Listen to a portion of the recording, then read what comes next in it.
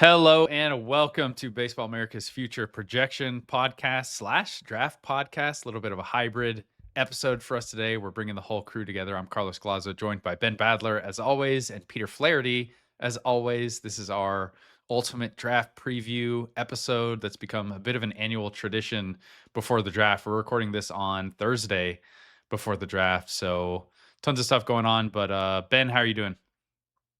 I'm fired up, Carlos. I can't wait to pepper some questions off you guys because there's nobody as dialed in as the two of you guys when it comes to the draft. Yeah, and then Peter, how about you? I think the same as everyone on the call. Super busy and very excited for both the draft to commence and also not to look ahead too much, but I guess also to close the book on this cycle and start talking about a new crop of players. It's always weird this time of year. It's kind of the culmination of everything we've been doing for, I mean, for me, a year, for you guys, multiple years at this point, since you do so much work on our underclasses just to get us prepared for the next year's draft and set us up to have a good full draft cycle. But I'm definitely ready to see what's going on. We've been talking about these players for a long time now. Ready for kind of all this work to just culminate in a fun draft day. New format this year, just 2 days. But we're kind of going to work through the board. Ben's going to take us on a tour of the draft and talk through what we're expecting, what we're hearing, potential fits for teams, where systems are at, and how this draft could maybe impact what your team is going to do on draft day. I'll try to summon the energy to get through this because I have to say this week has been a bit of a grind trying to get everything in place before the draft. But it is a fun time of year. This is what we do it for. So I'll just turn things over to you, Ben, and let you kind of take us through this episode. Yeah, pretty quiet, uneventful week in Washington Nationals land, Carlos. Who's Wait, what's going on? How big big shakeup? How do you see that changing things for the Nationals, or does it change things? It's got That's to all change this. things. That's all the speculation recently. Everyone's trying to figure out what it means, if it's going to change who they take. Like I've heard contrasting theories from people in the industry as to like whether it makes Ethan Holiday more or less likely. Does this make Kate Anderson more likely? Is it more likely that they do a deal? So everyone is like talking about this. I don't think anyone has any clarity on what it actually means.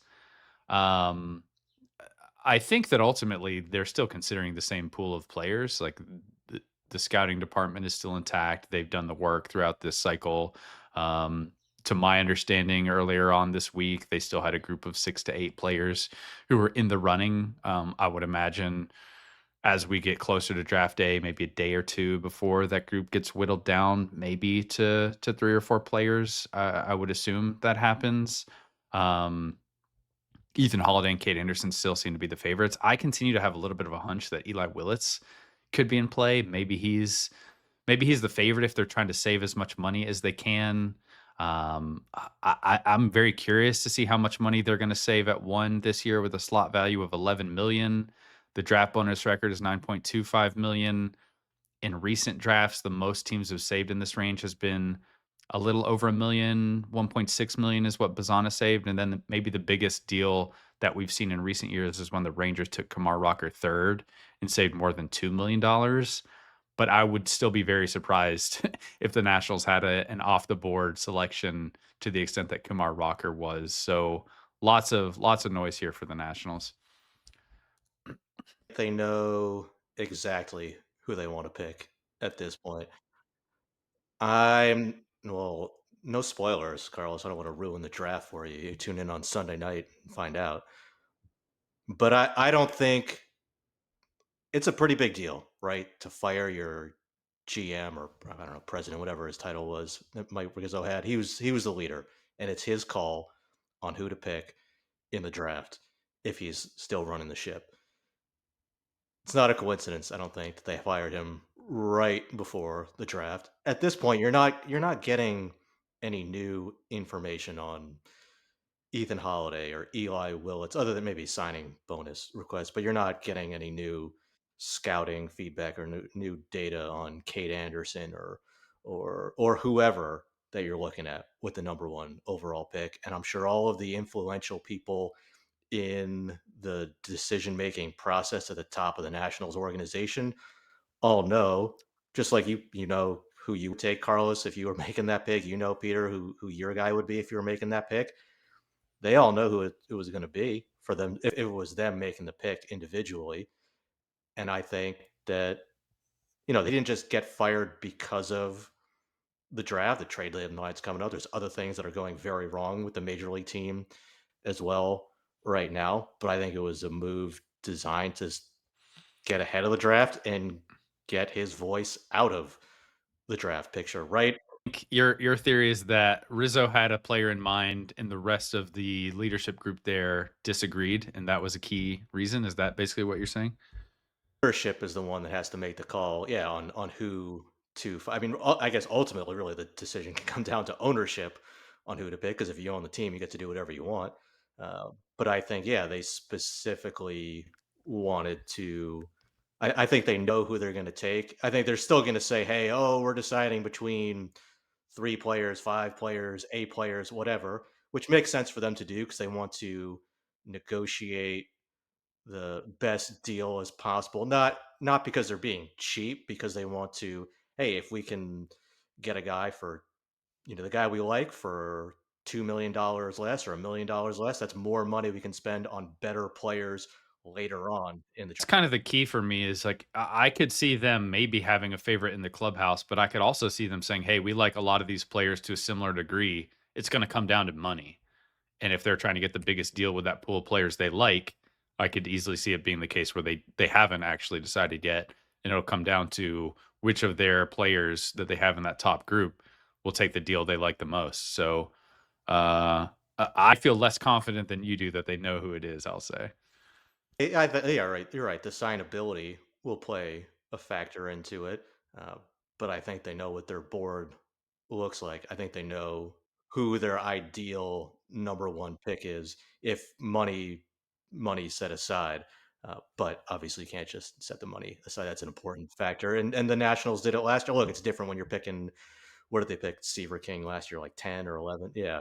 So, they cut a deal there to get Luke Dickerson way over slot last year. Different when you're picking number one overall, but I'm sure it's the same thing where you want to get the top player on your board at the lowest price that you can get them at right now. Which so a few days before, who would you guys say who's your guess as to who's going to be 1-1?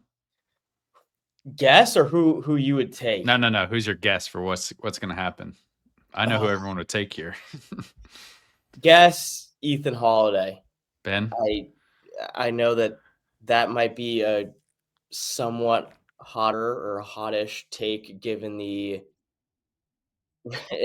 like given what has transpired with Mike Rizzo. It seems like people are trying to say that it's now more likely to be Kate Anderson or Eli Willits on a haircut. My personal 1-1. I still think they end up taking Ethan Holiday at 1. Ben. I don't know. I think it's more. I think that if I'm Eli Willits or Eli Willits' agent, I'm a lot more intrigued today Right, right. than I was maybe a couple weeks ago.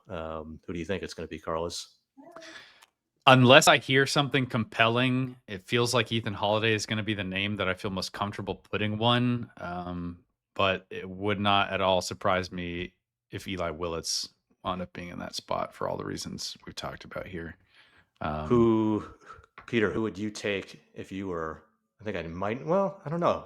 You got two big favorites I know in this class. Who would you take number one if it was you making the pick? As long as I've been beating the Kate Anderson SP1 drum, I'd take Eli Willits at 1. Obviously, part of that has to do with if I were the head honcho decision maker for the Nationals and seeing what kind of a haircut I could get at 1 that plays into it. But I mean, I think he has one of the better all around profiles in the 2025 class. Get a chance to be. I mean, the hit ability and hit tool right now is already really polished. Like I feel very comfortable sticking a 55 hit on him. The barrel control is there. I think he's going to grow into average power. Just as he naturally gets older and stronger, there isn't going to be think a whole lot he needs to do to get to it. He's already got bat speed, the feel for the barrels there. He's a really good athlete on the dirt, with an above average arm. It's just there's a whole lot to like and a whole lot of buckets that he falls into that are really, really appealing. And I think he's got a chance to be a difference maker on both sides of the baseball. Yeah. What about you, Carlos? Seth Hernandez, that's my guy. He has the most upside in the class. I'm taking a big swing. High school How about? right-handed pitcher. Yep. Don't No care. reservations. Don't care. It's a muddled class. Seth is as good as everyone in this class. I don't think that I really care too much about looking back. I mean, Hunter Green should have been 1-1 going back in hindsight in that class that he's in. Jackson Jubb looks just as good as everyone that was taken in that range. There's no bat that makes me super giddy and excited. I do like Eli Willis. I think he's really well rounded. If I was choosing a hitter, it would probably be him. If I wasn't choosing those two, I'd take Ethan Holiday. But Seth Hernandez is the player who excites me the most, and I think he could be a front of the rotation 1 or 2 starter. So that's the guy I'm taking. You? A more than 5% chance that Seth Hernandez goes 1-1. Maybe downgrade. I think in the wake of the Rizzo news, I would downgrade the odds for Seth Hernandez to go in that spot just because the people who I would imagine now have a bigger say in the move. I just don't associate them with operating. I would associate them with more being like unwilling to take high school righty with their first pick, and especially maybe in the first overall pick. So it just feels riskier than I associate with those scouts.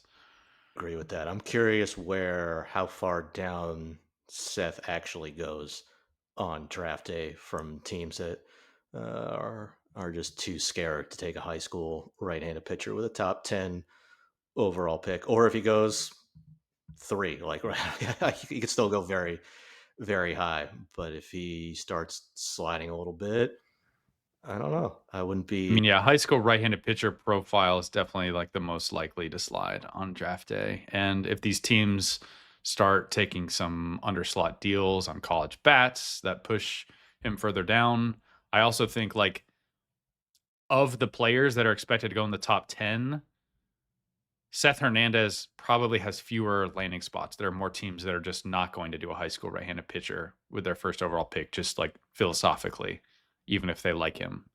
They just aren't willing to take on that risk. So if he does get to a few of his hot landing spots and those teams go elsewhere, I just think there are fewer realistic homes for him compared to a Jamie Arnold or a Liam Doyle or an Iva Arquette, if that makes sense. So there could be some risk. But if he goes at the back of the 10 or outside the top 10, I'll be clapping for whoever scoops up Seth Hernandez. I'll have the tweet ready to go. How much of your excitement for Seth Hernandez at 1 is just, I mean, obviously enthusiasm for Seth Hernandez and his combination of polish and upside, but how much of it is it also question marks that you just have on the hitters at the top of the class, especially on the college side, but even on the high school side, whether it's with Ethan Holiday or Eli Willits. It's a combination. There are enough question marks with all the hitters for me. There's no like JJ Weatherholt sort of hitter that I'm really excited about. Even Charlie Condon pre-draft just had a good combination of performance and power upside and like confidence in his hit tool then that maybe we would downgrade now in hindsight. But I also think there was no high school pitcher in last year's class that was close to Seth Hernandez who was even in the running. So I think it's just a combination of down hitters that I'm really excited about, and Seth fits with the top tier of pitchers we've seen in recent years. And I think those pitchers have turned out pretty well. Yeah, I've been I keep asking you guys the question to avoid answering it myself because I don't. Yeah, I'm not even 100% sure who I would take number 1 right now. I would probably lean toward Ethan Holiday, but any of these guys that we have in the top 4 on our board right now between Anderson, Willits, Holiday, Hernandez, I think they're all very close together for me. Yeah, There's and the not. fact that we've all chosen a different player, I think just speaks to why I'm not sure if the Nationals definitely know who their guy is outside of the money. I agree with you, Peter. Eli Willits is the most well-rounded player. Like I wish I wish Ethan Holiday could play shortstop like Eli Willits. I wish he had the bat to ball skills of Eli Willits. I wish Eli Willits had Ethan Holiday's power. That's my biggest concern with Yeah. Eli Willits, and I still like. I don't think he's a bad pick at number one. I think he should go in the top five for sure. Here's my question to you guys as we're like bemoaning the lack of well-rounded profiles on the hitting side. What scares you most about Seth Hernandez? Is it something about his pitch mix or command? Is it purely the fact that he's a high school pitcher and you guys are more hesitant of that profile than I am? Is it the ETA? I know, Ben, you're generally more tough on just pitcher risk generally than most people, but I guess is there anything outside of the fact that he is a high school righty that gives you pause with Seth Hernandez's profile? The main thing I was going to point to is the high school right-hander demo. That one's a particularly scary one, especially this high. I mean, the quality of the stuff is really good. I just think when looking at when you whittle it down to that 1 through 3 range, that's probably too rich for me with Seth. Like, I consider myself low on Seth because I wouldn't take him inside the top 5. Like, I would take him inside the top 10, Mm. but I think I'm low on him because I wouldn't take him inside the top 5. It's really just the demographic that scares me off a little bit. How about you, Ben? I'm not really scared at all. I think he's. I think he's a man. I think he's. I think he has a potential. I mean, I guess he's a little older for the class, so once he's going to be in the big leagues when he's 20, but 21 is health permitting, which is obviously a huge thing for pitchers, right? There's always that risk, and then okay, how is he going to fare? We see him against high school hitters, so you see that, but it's not the same as against pro arms. But I don't see why his stuff wouldn't translate, and not just the stuff, but the polish that he has, the pitchability, the delivery, everything is really clean. Um, so if he goes number one, I mean, obviously, I'd love to see it for the history. I think there's like a 1% chance, maybe even less now, of that happening. But no, if you want to take him number one, I don't think that's a bad pick. Cool. Yeah, so definitely a lot of options for the Nationals. Yeah. All right. What about at number two? Which college player are the Angels gonna take, Carlos? And if Kate Anderson doesn't go 1, he seems to be the favorite to go to the Angels. I mean, I think everyone has kind of gotten on board Peter's train and pushed Kate Anderson into the SP1 on the college side uh, territory. And I just continue to hear college arm, college arm, college arm with the Angels. I've heard that the college bat for them that they've typically taken in recent years and moved quickly isn't here in this year's class. I don't know if that means they don't like Iva Arquette quite as much. I still think there would be a prime spot for an underslot deal. Names like Ike Irish have been mentioned here. Jojo Parker has even been mentioned here. Jojo would be a little more surprising to me just because, again, everyone associates them with college players who are going to move quickly. And so because of that, Kate Anderson seems most likely. If he goes 1, I've been thinking Liam Doyle then becomes most likely. Hard to entirely count out Jamie Arnold, but most of the industry, at least most of the people that I've talked to picking in this range, have told me that they expect Liam Doyle to go before Jamie Arnold, and Jamie Arnold just seems more likely for whatever reason to slip a little bit. So that's kind of how I see it. I don't really hear a lot of Eli Willits there. I think they like Ethan Holiday, but I don't think Holiday is like an ideal landing spot at 2. So I would peg it Kate Anderson, Liam Doyle, Jamie Arnold probably at this point. Yeah, the idea of Ike Irish going to, who we have, outside of our top 10 right now, is intriguing from the idea of, okay, yeah, it's another collegiate player that the Angels, I'm sure, will push much faster than any other organization in baseball would to the big leagues. But they also have a pretty thin farm system right now. So if you're taking Kate Anderson at number two, I can't imagine you're getting much, if any, of a discount at that pick. Whereas if you take Ike Irish two, you're getting it. I guess here's my question with that. The slot value is $10.25 million. Again, the draft bonus record is $9.25 million. Chase Burns just signed for $9.25 million. I'm really curious what the top end bonuses are going to be this year because it started to feel like no matter who you're taking at the top in recent drafts, you're getting some sort of a discount. It feels hard for me to imagine Kate Anderson getting a significantly larger bonus than what Chase Burns got last year, but I mean, maybe he just will. I don't know. But you're going to get a much bigger discount if you take Ike Irish there to then fill out the rest of your draft with better players in later rounds and beef up the depth of a farm system that really needs a lot of And help beyond the if very. you're an Angels fan sitting here and be like, there's no way they're taking someone that far off the board.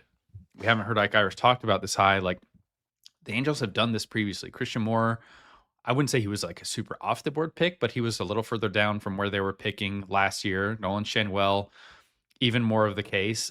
If Ike Irish does go 2 here, it would be very reminiscent to me of Heston Kjerstad going 2 to the Orioles in the COVID draft in 2020. We had him ranked in the teens that year. The Orioles really like the hit power combination, especially likely corner outfield profile. There are a lot of similarities here in terms of just the profile of Irish compared to Kjerstad, the strategy of what that pick would mean for the Angels and what they could do later on the board. And they're one of the heaviest teams that gets kind of talked about with these underslot strategies in the top 10. Peter, what are your thoughts?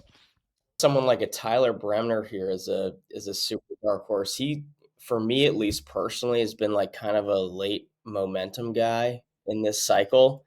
I still think that they probably go with a couple of names before they go to Bremner, but sort of like with Seth at one, obviously it's like it's not a parallel comparison, but I'm curious your thoughts as to what the odds are they go a little bit further off the board and nab someone like a Bremner.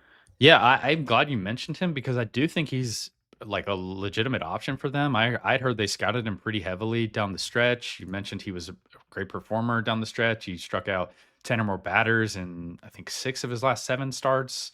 Um, and he would be, in my mind, like the pitching version of Ike Irish as a college player who can move quickly that the Angels could potentially save a lot more money on because Bremner's most likely landing spot in this class feels more 6 to 15 than top 5. And so it could make sense for Bremner's camp. If the Angels think there's not a huge difference between him and the other college arms they have available, which again, I think he fits solidly in this top tier. He's a lot safer, really, in my mind, to some of these arms. So yeah, I think that could be a realistic option as well. Versus Liam Doyle, and I guess me posing it is probably We know you like Tyler Bremner, Peter. I've been pretty bullish on Bremner for a while, so I would take him. I like just that it's more of a prototypical starter look. I think that he has the tools to sharpen up some of the question marks that maybe popped up with the slider this year. I think like some pitch usage or pitch mix, just like how he's attacking hitters could be tweaked. Like I think the changeup is one of the best off-speed pitches in the class. I don't think the fastball shape is quite as insane as it looks on the UC Santa Barbara TrackMan readings, but I think he's got great movement and spin characteristics on the fastball, regardless. And I think he's one of the best control pitchers here. So I just think he's very well rounded. And again, you look up and the performance is as good as he's had in college, despite a slower start and some critiques early on. How about you, Ben? Yeah, I think the organizations they go to are going to be important for development because neither of these guys are. No, I mean nobody's ever a finished product, but these guys both have areas where they need to develop certain things. Whereas, like with Kate Anderson, okay, just throw him out there, like get out of the way, try not to screw it up. Um, I think both these guys. I'm very curious to see which organizations they go to. I probably lean toward Liam Doyle, and then once they get drafted, see where they go, and I may end up changing my answer after the draft. Yeah. yeah. Um, I'm with you, Los, and Team Bremner. The pitchability and stuff combo is really appealing, and it's a really smooth and easy looking delivery. I just think it's much more of a starter look than Doyle. I know it's something we've talked about now for the entire cycle, but I'm just more confident in the longevity in Bremner to stick in a rotation than I am Doyle. I could be sitting here eating crow in like in a year's time, but I like Bremner as well.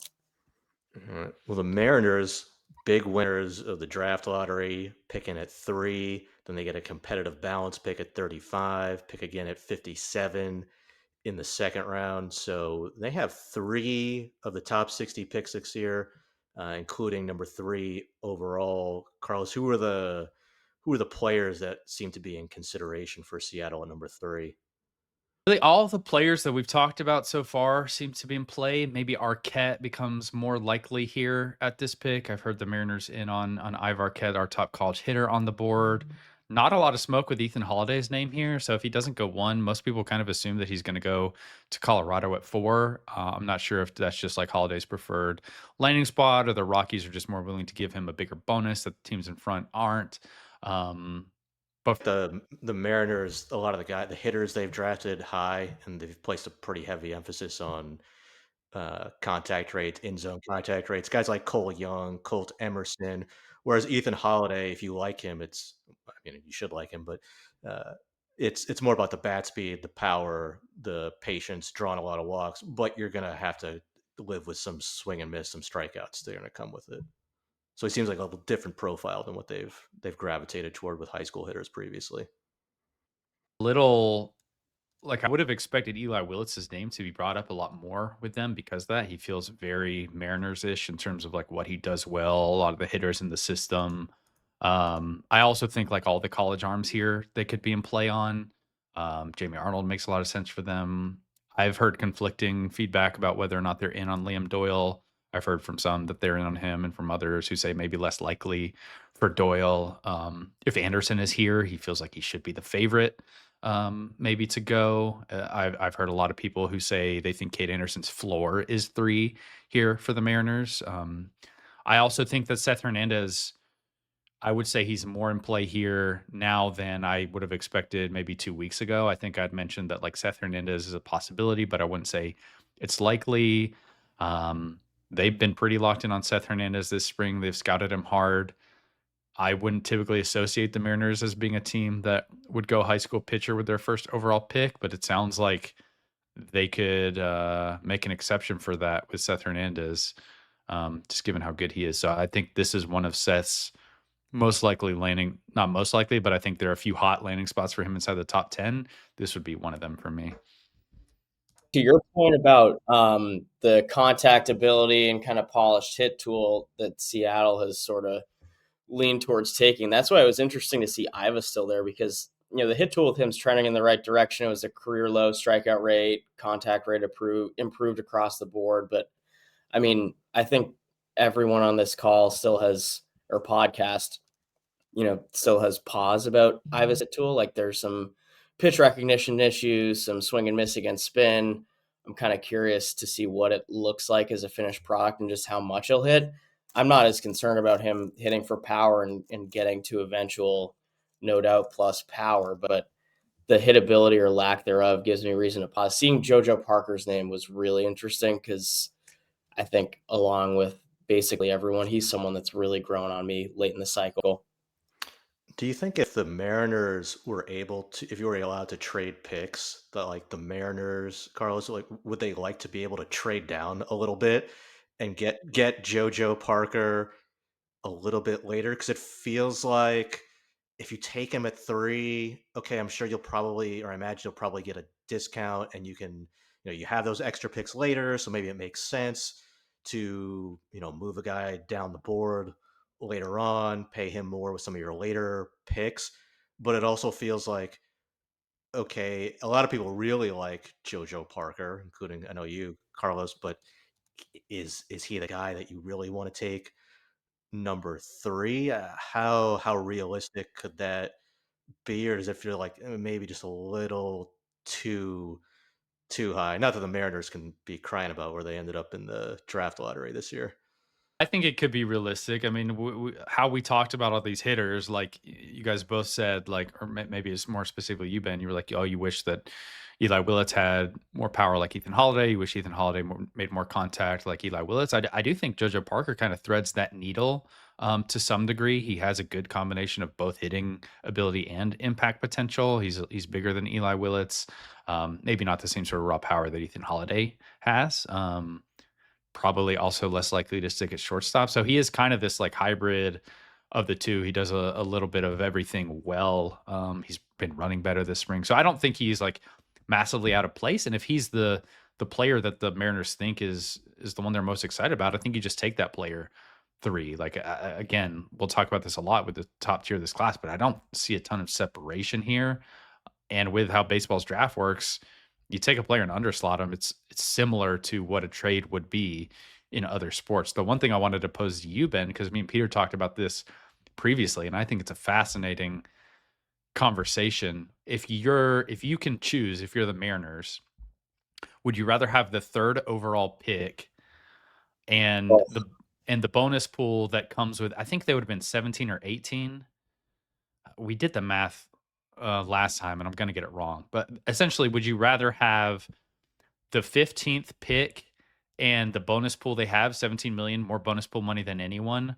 Or would you rather have the 3rd overall pick and the bonus pool you would have had at pick 15? So let's just say for this conversation, 12 million.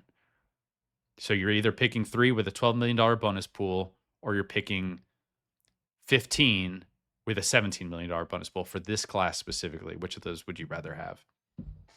In the 3rd overall pick, you're getting a pretty much guaranteed top 100 prospect right away. Those guys are the most valuable players who are at the top of the board, even though this year there's not like a clear cut guy. But maybe that actually helps you in some ways when, hey, we're picking at 3, or say we're picking at 4, even we could get the number 1 overall guy on our board. And then, yeah, you have a little bit less money to spend later on in the draft, but you can still find good players with later round picks. Just you're not going to be able to get as many like big overslot, likely high school players later on in the draft. Yeah. I think with sorry, go no, for you it. good. I was going to say, I think I would have, I think I sided on, I would take the pick, but I really went back and forth for a while. I was gonna say, me thinking about what I said, I guess shows how interesting a question it is, because I couldn't recall off the top of my head. But I think that I also ended up taking the 3rd pick for similar rationale as Ben. You're gonna get a guy you really like. It might not be the guy on the top of your board, but you're going to get a high impact prospect right away. It's going to be a guy that you're a huge fan of. And also, like Ben said, you can still make a splash in later rounds and, get kind of creative. All right. Well, the Rockies pick at 4. Carlos, give Rockies fans some good news. What can we expect from Colorado, number 4? I mean, it really sounds like the Rockies could wind up with the number 1 player on our draft board as a realistic option. The hottest rumor in the industry is that Ethan Holiday is not getting past Colorado Rockies. It sounds like he's their guy if he's available. So in some ways, like strategically for the mock, it might make the most sense to just put Ethan Holiday 4 and then figure it out around that, which is a weird way to do it. But if it's not Ethan Holiday, Ivor Arquette is very popular. If both of those hitters are gone in front of them, which I think I had in the mock that came out on Wednesday, Liam Doyle then comes into play. I've heard they're on him. I mean, Eli Willis doesn't feel like a typical Rocky type player, but he should be in consideration here. I think Jamie Arnold would be in consideration here. So kind of all the same names. It's just a matter of who goes in front of them. I am curious, like how the pitchers from the like agency side navigate Colorado, because it always seems like no pitchers want to go there. But there are a lot of pitchers that the Rockies should be excited about. I mean, for the Rockies, it's almost like you need to draft pitchers to get them because it's so much harder to sign those guys in free agency. So I think they've got a decent mix of options here. I don't hear Seth Hernandez a ton with them. Again, if I'm Seth Hernandez, I probably am trying to find other locations. But at the end of the day, the team can pick who they want. So I just haven't heard his name associated with them too much. If they're going pitcher, sorry, go ahead, Ben. Okay. No, I'd say they took Chase Dollander, so I could see them going back to the college pitcher route here if Ethan Holiday is not on the board, given the concerns too about the collegiate hitters in this mix. If they go pitcher here, and more so, they're debating between a couple or a few left-handed pitchers. and they go with Liam Doyle over Jamie Arnold, that would be quite the pick. I know I'd have some thoughts on it, but I don't want to speak out of turn. For as open as the top of the draft seems like if Holiday goes 1, Anderson probably goes 2. If Anderson goes 1, Holiday probably goes 4. If Mhm. now that I say that, it probably will not at Well, all that go. feels the draft is always going to throw wild cards at us, and only one player up here would shake everything up. But those are the two most common paths we've heard. So, based on everything we can do to predict the future, those do seem like the most likely outcomes. I guess circling back to an earlier debate with the Tyler Bremner versus Liam Doyle debate, Jamie Arnold versus Liam Doyle. I guess more of a parallel comparison, just given the handedness and dexterity of both. Ben, are you still hashtag Team Doyle, or are you switching camps for this one? Um, I might lean a little bit more toward Jamie Arnold. I think there's a little bit more touch and feel there with him to go with maybe not steady, consistent performance, but overall, like you look at the bigger picture track record of performance with Jamie Arnold, it's still pretty strong. I think he has traits that are going to continue to play up at higher levels. I don't think he's going to be a future number one starter, but I think he can be a good like 3, potentially number 2 in a rotation. Yeah, Yeah, this is kind of why I come back to preferring Seth, which is maybe a hot take compared to a lot of the industry, because I do think all of the college pitchers in this class are more likely to be solid threes than ones or twos. I don't think, and maybe people have gotten ahead of me on Kate Anderson, but none of these college pitchers have shown the sort of strikeout dominance that we saw from Chase Burns, that we saw from Hagen Smith, that we saw from Paul Skeens. I just think there's a little bit less electricity there in the arsenal. They feel more like the bucket of Rhett Lauder to me, which I think are really good prospects, but I would just like maybe temper my expectations for what the ultimate upside is for these college arms. yeah. The Cardinals pick at 5 overall. What would be kind of the dream scenario for the Cardinals at 5? Who could be some of the top names for them, Carlos? Yeah, they continue to get really heavily associated with Eli Willits and with Jamie Arnold. It feels like it seems like there's a pretty good route to one of those players being available there, based on how we've talked about it so far. Like maybe Jamie Arnold has more landing spots in front of them, but we also didn't talk about Jamie Arnold as a consideration for one, and we did mention that with Eli Willits. Um, both those players really seem to fit what the Cardinals like and have targeted in recent years. I feel like the Cardinals model has been as aggressive on young hitters as anyone. Eli Willits is one of the youngest players we've ever seen in this range on the draft board. He's one of the youngest players in this class. He makes a lot of contact. That's key for them with their hitters. They tend to stray away from in zone swing and miss guys. So Willis really seems to check all their analytical boxes. I've heard they're really on him. Jamie Arnold, kind of similar deal. He's got this low release height that it sounds like they really appreciate. He throws strikes. He controls the zone. So these are the two that are most popular. I'm trying to think of any other guys that I've heard like super heavily associated with them. I wonder if they'd like kick the tires on the high school shortstops that come up after them, Billy Carlson's, JoJo Parkers of the world. I also wonder a little bit about Ike Irish, if they would be interested in him on a deal, but that's more speculatively. I apologize for coughing in anyone's ear or the radio. I whiffed on the mute button, which is brutal feel by me. But it seems like if Willits is there at 5, they would be thrilled, Right. if he gets to him.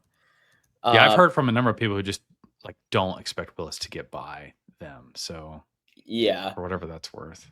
I guess that in the spirit of keeping these fun sort of debates and rankings going, how would you tier out the high school shortstops with Will Willits, Billy Carlson at a Corona High School, and JoJo Parker? So our rankings have them Willits, Carlson, Parker. That seems to be the consensus of the industry. Me personally, I would go Willits. Parker, Billy, just almost entirely driven by confidence and offensive aptitude and ability.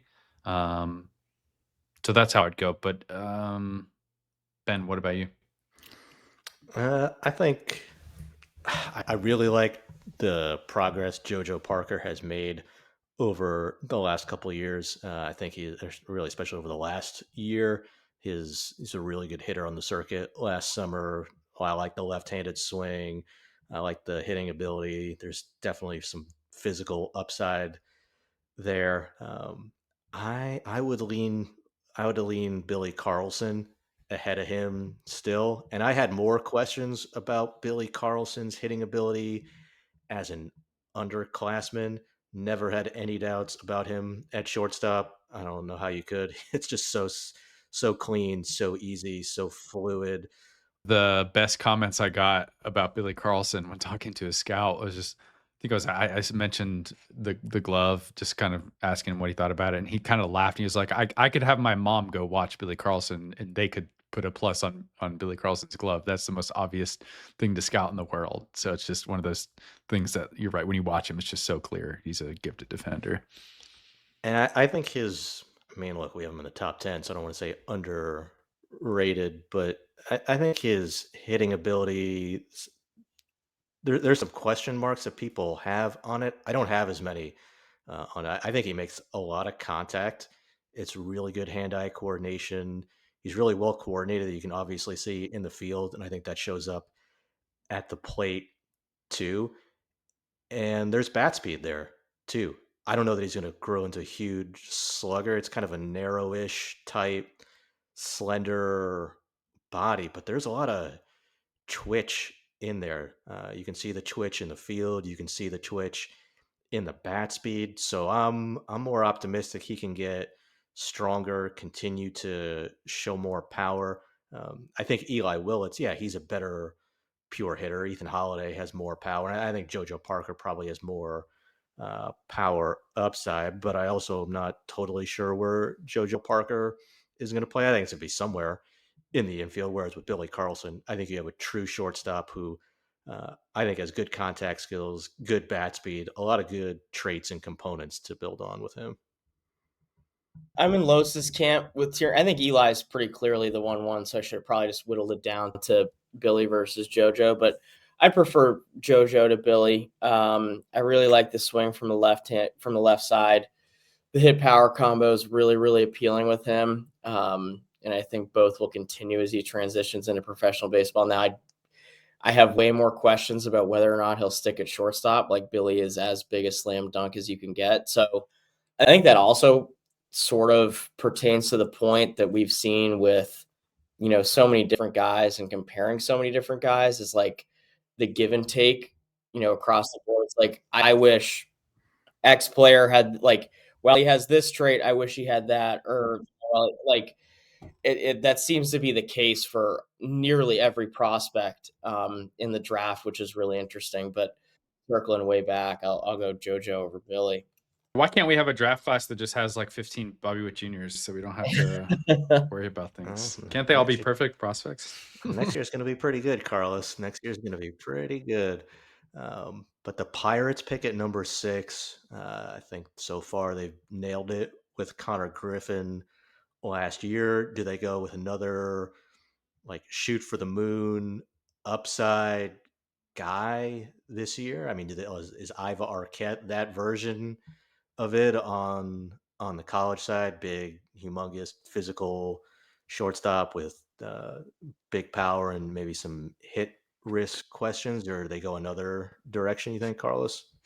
Yeah, I think the Pirates do seem to be one of the teams in this range that I would associate more with like upside hunting than perception of safety. And so profiles like Arquette, even though he's a college hitter, I think has some of those tendencies. Seth Hernandez, this is maybe his most likely landing spot in the top 10 based on what I've heard, at least one of the hotter ones. They get tied to basically all the high school shortstops we talked about here. So if Eli Willits was on the board, I think they would really consider him. Jojo Parker, Billy Carlson could make a lot of sense.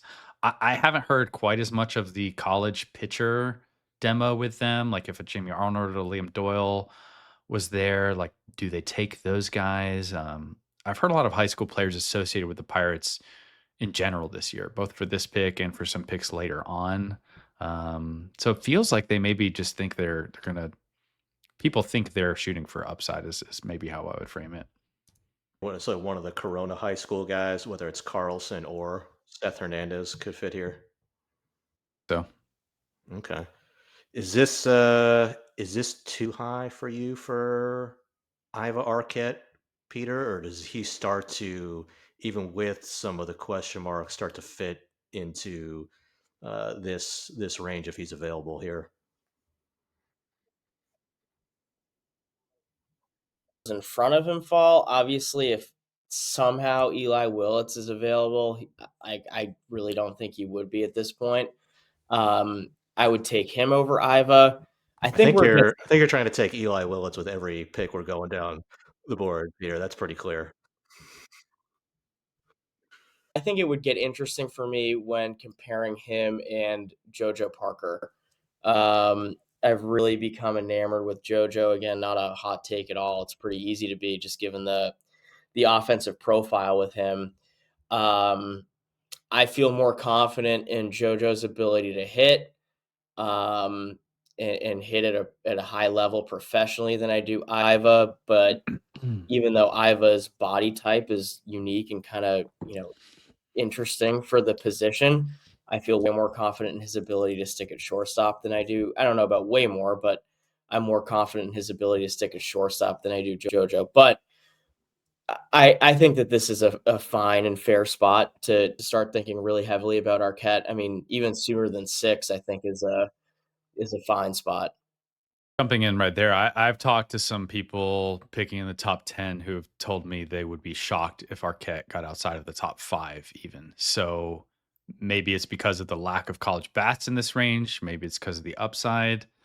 There are some paths for him to slip into this like 6 to 10 range if some pitchers go in front, if one of these underslot options that we talked about comes to pass. But it feels like this is a profile that like every team in this range will like to one degree or another. I've not heard of basically any team who's like, oh, we're out on Ivar Arquette. So I think he's probably is one of those profiles that is appealing to everyone, regardless of team philosophy or preferences. Yeah, I mean, So, I'll gladly take the 6'5" shortstop Yeah. with bat speed and plus power and a so plus. if the Pirates do take Seth Hernandez, I know you're going to be on MLB Network calling it an A plus draft, Carlos. But I also know that if the Pirates take a pitcher, a lot of look, they have good pitching right now. I think Bubba hasn't even scratched the surface of what he can do at the major league level yet. They're top 10 in the league in ERA. They're also have their second lowest run scored in baseball.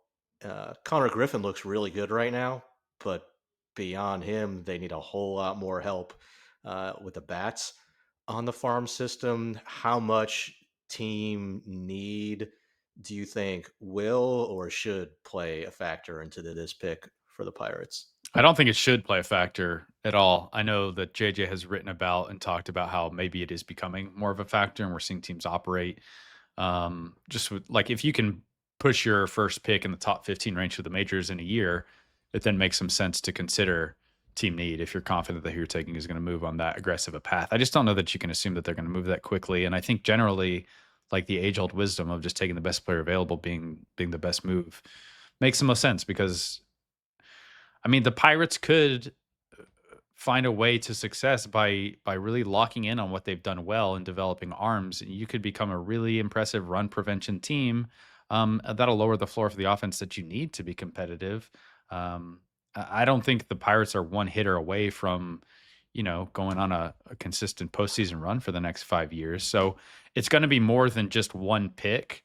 And I think if you see a scenario where in front of you on draft day, Ethan Holiday's off the board, Eli Willis is off the board, Ivor Arquette's off the board. Let's just say Ike Irish goes off the board. Like, I don't think it's likely that all 4 of those hitters are going to be in front of you. But then you're looking at a situation where there are all these pitchers that are kind of staring at you and they're no brainer picks on value. I just don't think it makes a lot of sense to pass on them just because you would prefer to have a few more hitters in the system. But again, I think they've got a mix of profiles that could make sense here on both sides. The best player, take the top player on your board. I mean, I think you made this point, Los, on either the staff draft or the most recent draft podcast. It all kind of blends together, but you were saying something along the lines of, if you have a surplus of guys that you're really happy about in any given positional demographic, I think we were talking about infielders, particularly shortstops, but yeah, but like I think it applies across the board, maybe to a lesser extent with some positions than others, but like you're not going to be complaining about having a surplus of guys that you're really, really happy or excited about. Just take the top guy on your board and figure it out. I think it makes even more sense with shortstops and pitchers because you need 13 pitchers on your team. Pitchers get hurt all the time. There's never been a team in baseball that has said we have too many good pitchers. Man, what are we going to do with all this pitching depth? This is a real problem. Right. The White Sox just traded a front of the rotation starter for a collection of hitting prospects. So it almost could. And we said this with the Marlins recently as well. They had a draft where they took two really high upside high school pitchers and Thomas White and Noble Meyer. I think there's some sense to be made there if you think they're the best values and you also think your player development group is better equipped to maximize pitchers than hitters. Develop those players and then trade them when you need to or if you need to. I think that is also a route to acquiring hitters. And if you're following that route, you're also going to be acquiring hitters that you have less projecting to do. You're going to be acquiring more ready-made sort of hitters for the team. So even if people love hitters in the draft and hate when their team takes pitchers over and over again, I mean the Pirates just last year took Connor Griffin. He's a pretty explosive hitter, so I don't think they should be too worked up if they wind up with a player like Seth Hernandez at 6. I'd be quite excited. The Marlins picking at number 7 last year. They take PJ Morlando with their first pick, another left-handed hitter with left-handed hitting high school player with Carter Johnson. After that, do they go back to the same route and go with either a JoJo Parker we've been talking about, this Kason Cunningham, another super high contact bat, left-handed hitting shortstop from Texas come into play here, or do they look at all the pitching that could be or should still be available on the board here? Probably not Kate Anderson, but maybe one of those other guys like Jamie Arnold or Liam Yeah. Doyle or potentially Kyson Witherspoon, who we have pretty high, but we haven't even talked about yet. Another collegiate pitcher. What route do you feel like they might go, Carlos? Feels like the range on the board where the same like 4 names are really heavy for every team. And it's Billy Carlson, JoJo Parker, Kyson Witherspoon, Jamie Arnold. It's kind of these 4. It feels like a little high for Casey Cunningham right now. I think his action starts maybe a few picks behind this spot. Like Irish is I've said that about PJ Morlando last year, though, when the Marlins sure. took Yeah. him. Yeah. Yeah. So they could underslot someone for sure. I just haven't heard it. I could speculate on all kinds of players that maybe they would underslot here, but it's just not something I've heard so far. And I do think that they're picking in a range this year where you've got access to some of the top talent on the board. Um, and I think they really do like some of these shortstops who seem like they could be right in their range. Carlson and Parker in particular get a lot of heat. Witherspoon. I mean, given their history, Seth Hernandez would make a lot of sense too. I haven't heard him linked as heavily. I think he's in play here to some level. I wouldn't say he's a favorite. And we are getting into the range now where I think if either of Arquette and Willits are on the board, they're not going to last long. Like I don't think either Arquette or Willits get by 8, essentially. I think that's the lowest spot for them to pick after this. So Yeah, we haven't, Peter, we haven't talked much about Kyson Witherspoon yet, but we have him ranked in the top 10, right around Jamie Arnold, Liam Doyle, a little bit ahead of Tyler Bremner right now. Does he fit into this range for you? I mean, what is your read on Witherspoon? Like it's a potential landing spot for him. I think to Los's point, there are probably a few arms and a couple position guys they'd consider maybe before Witherspoon, just depending on who's available and what happens in front of him. But I think he could be in play here as like a potential underrated dark horse name. At 7, I don't really know how much of a, you could call a lot of these guys dark horses, but yeah, I think that this is a realistic range for him. He had a really good year this year, plus fastball slider combo with and the strikes have improved. So Mm. Kyson throws really hard, and he also holds his fastball velocity really deep into games. I think that could maybe be a separator for him compared to some of these other college pitchers. Like Kate Anderson and Jamie Arnold have very good fastballs. Liam Doyle obviously has an elite fastball, but if you're looking for like kind of a classic right-handed power pitching mix of stuff, Kyson Witherspoon has it. And I think the big thing that's kind of elevated him into this top 10, top 15 range on the board is he just really showed improved control, a greater depth of pitch mix. He broke out a couple different breaking ball shapes this year that were a little more diverse than what he's shown in the past. I think the delivery looks a little funky, but it's clearly worked for him. And he's an impressive athlete. So there's going to be a spot on the board where people are looking up and it's like there are not a lot of power armed college pitchers with the sort of performance that he's shown this spring. Hmm. and and he had the single most impressive start I saw last summer. Obviously, what he did in SEC play this year is speaks volumes and is a separator in and of itself. But last summer was kind of his coming out party. He carved through a lineup that I think had 6 or 7 USA guys before he went to USA himself. And he held 95 to 98 through 5 innings. It was 3 or 4 distinct shapes. It was strikes. It was really eye-opening. And he just built off of that and continued that this spring and put himself in a really good spot.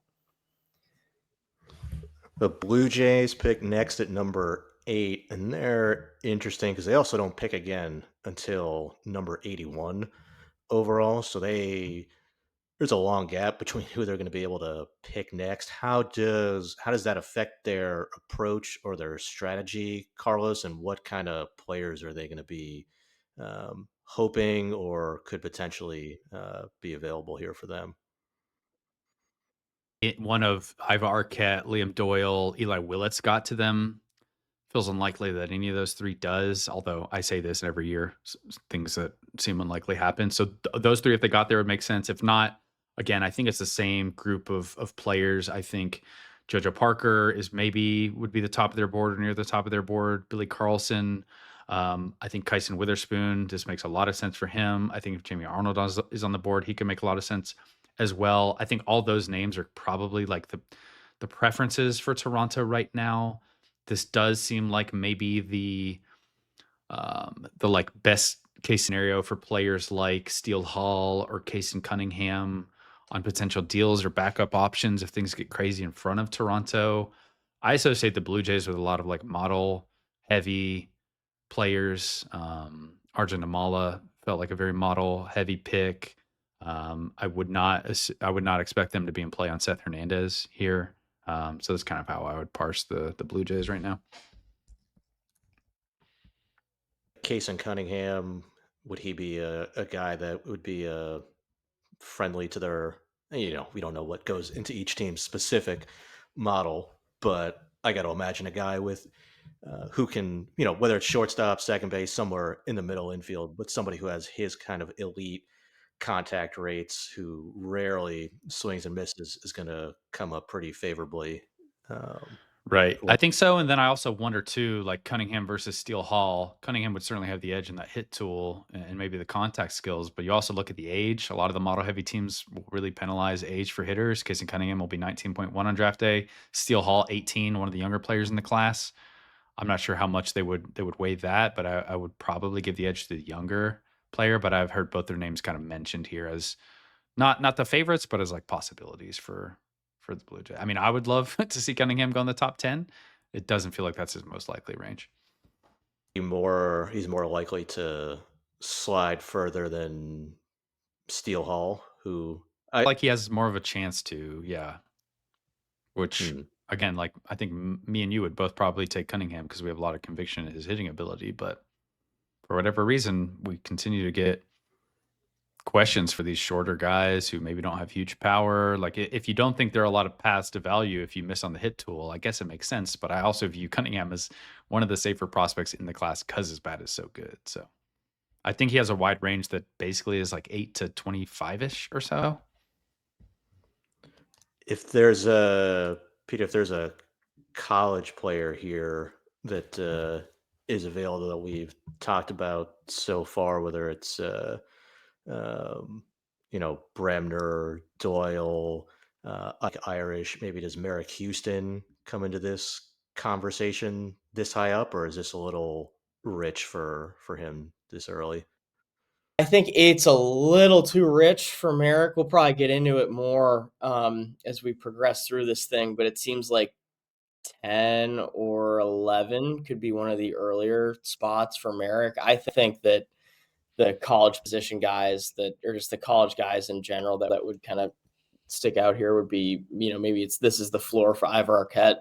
Like Lo said, I don't know or even think that he'll be there, but um, I think whether it's JoJo Parker and Arm or Ivar Arquette, I think the Blue Jays here are going to get someone that they really, really like and are happy about getting to them at 8. Now, I think you could say the same thing for anyone picking inside the top 10, or you could stretch that out to top 15, top 20, or even the first half in general. But I think that they're going to get someone that they really, really like. Yeah, I think they had a pretty good meeting with Kyson Witherspoon at the combine. So if it's not one of these high school shortstops, he might be one of the favorites for me. How much do you think that moves the needle? They I don't think really just get. like knowing who they're talking to tells you something. Like knowing who these teams are actually taking the time to talk to and spend a long time talking to. Um, Clearly they're interested in him, or they would say, we can prioritize our time otherwise. I just think they like him in general, and that is just another piece of that for me. I don't think it's I don't think like you're gonna walk in as 20th on the Blue Jays board and have a good combine and walk out 10, for instance. All right. The number 9 overall pick, Cincinnati Reds. Carlos, we have Seth Hernandez number 2 on our board, and we've talked about him for some potential picks ahead of him. We talked about him maybe with the Mariners, brought him up with the Pirates, maybe Marlins.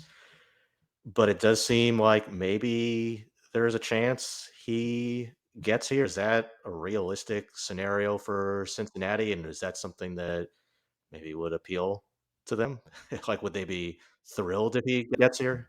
I don't know what their priority is. Again, for a number of these teams, which is why we don't think he's going to get there. It sounds like Ivar Arquette would be ideal for them.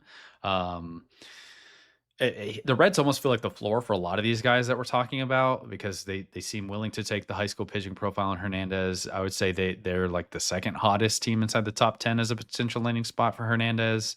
Pirates, Reds, Mariners feel like the heaviest for me there. Um, I don't know if their preference is to get a hitter or to get a pitcher, but everyone thinks that if like a Jamie Arnold is here, if a Kyson Witherspoon is here, that would make sense for the Reds.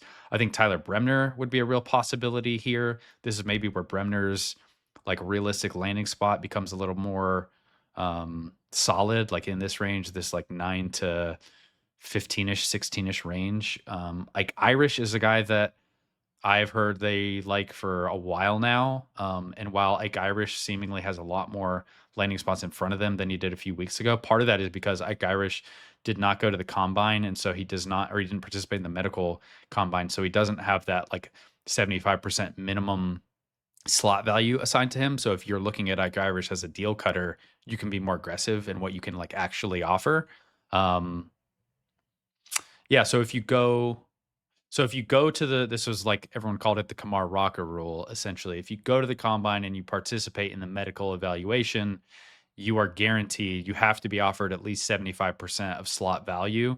The thinking is basically like if you're going to give your medicals to teams before the draft and then they take you with that information, they can't then come back and say, oh, something came up in your medical. We're offering you like a super low amount here now.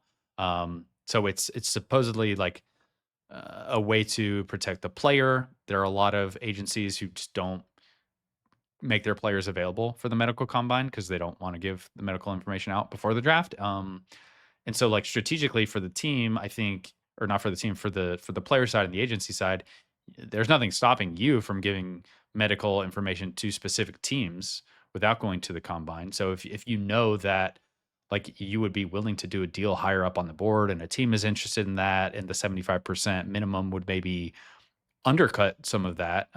There's nothing stopping you from not participating, giving your medical information to the team so they feel good about it. And if you have nothing to hide, and it just gives you a little bit more flexibility if you're trying to move yourself around the board like that. Um, Baseball's draft is incredibly complicated and kind of dumb sometimes, but this is where we are.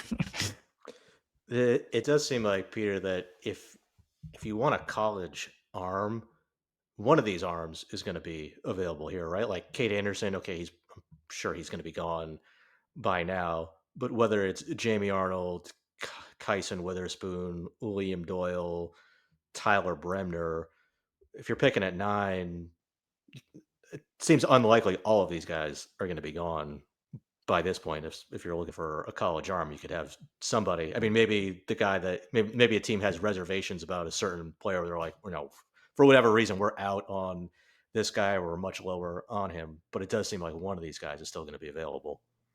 Yeah, I mean, if you're the Reds and you're honed in on that college pitcher demo, I think one of the quartet of Jamie Arnold, Kyson Witherspoon, Tyler Bremner, Liam Doyle will be available. Probably the most likely two would be Kyson and Tyler Bremner at this point. Potentially. I think actually Jamie was mocked at 10 in the most recent mock draft that was released yesterday. But bottom line is at least one I think will be on the board. Hard for me to like someone of this group. There's a group of 12 players that seem to be associated at the top of the board. That's everyone we've talked about right now. Um, like you've been hearing all the consistent names. Not all those 12 can obviously go in the first 10 picks, so someone's gonna slide. Really difficult to know who's most likely to. As we've been talking about the Reds, I think a lot about the Pirates with them. I think they've done similar things in the past. They're associated with similar profiles. The Reds have done a really nice job with pitching in general with their development.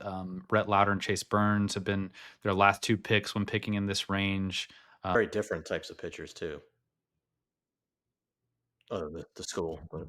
Who could use some more offense generally, but are teams that I wouldn't think would steer away from an arm just because they need more offense if they don't view the best available bat as comparable or better than the best available arm.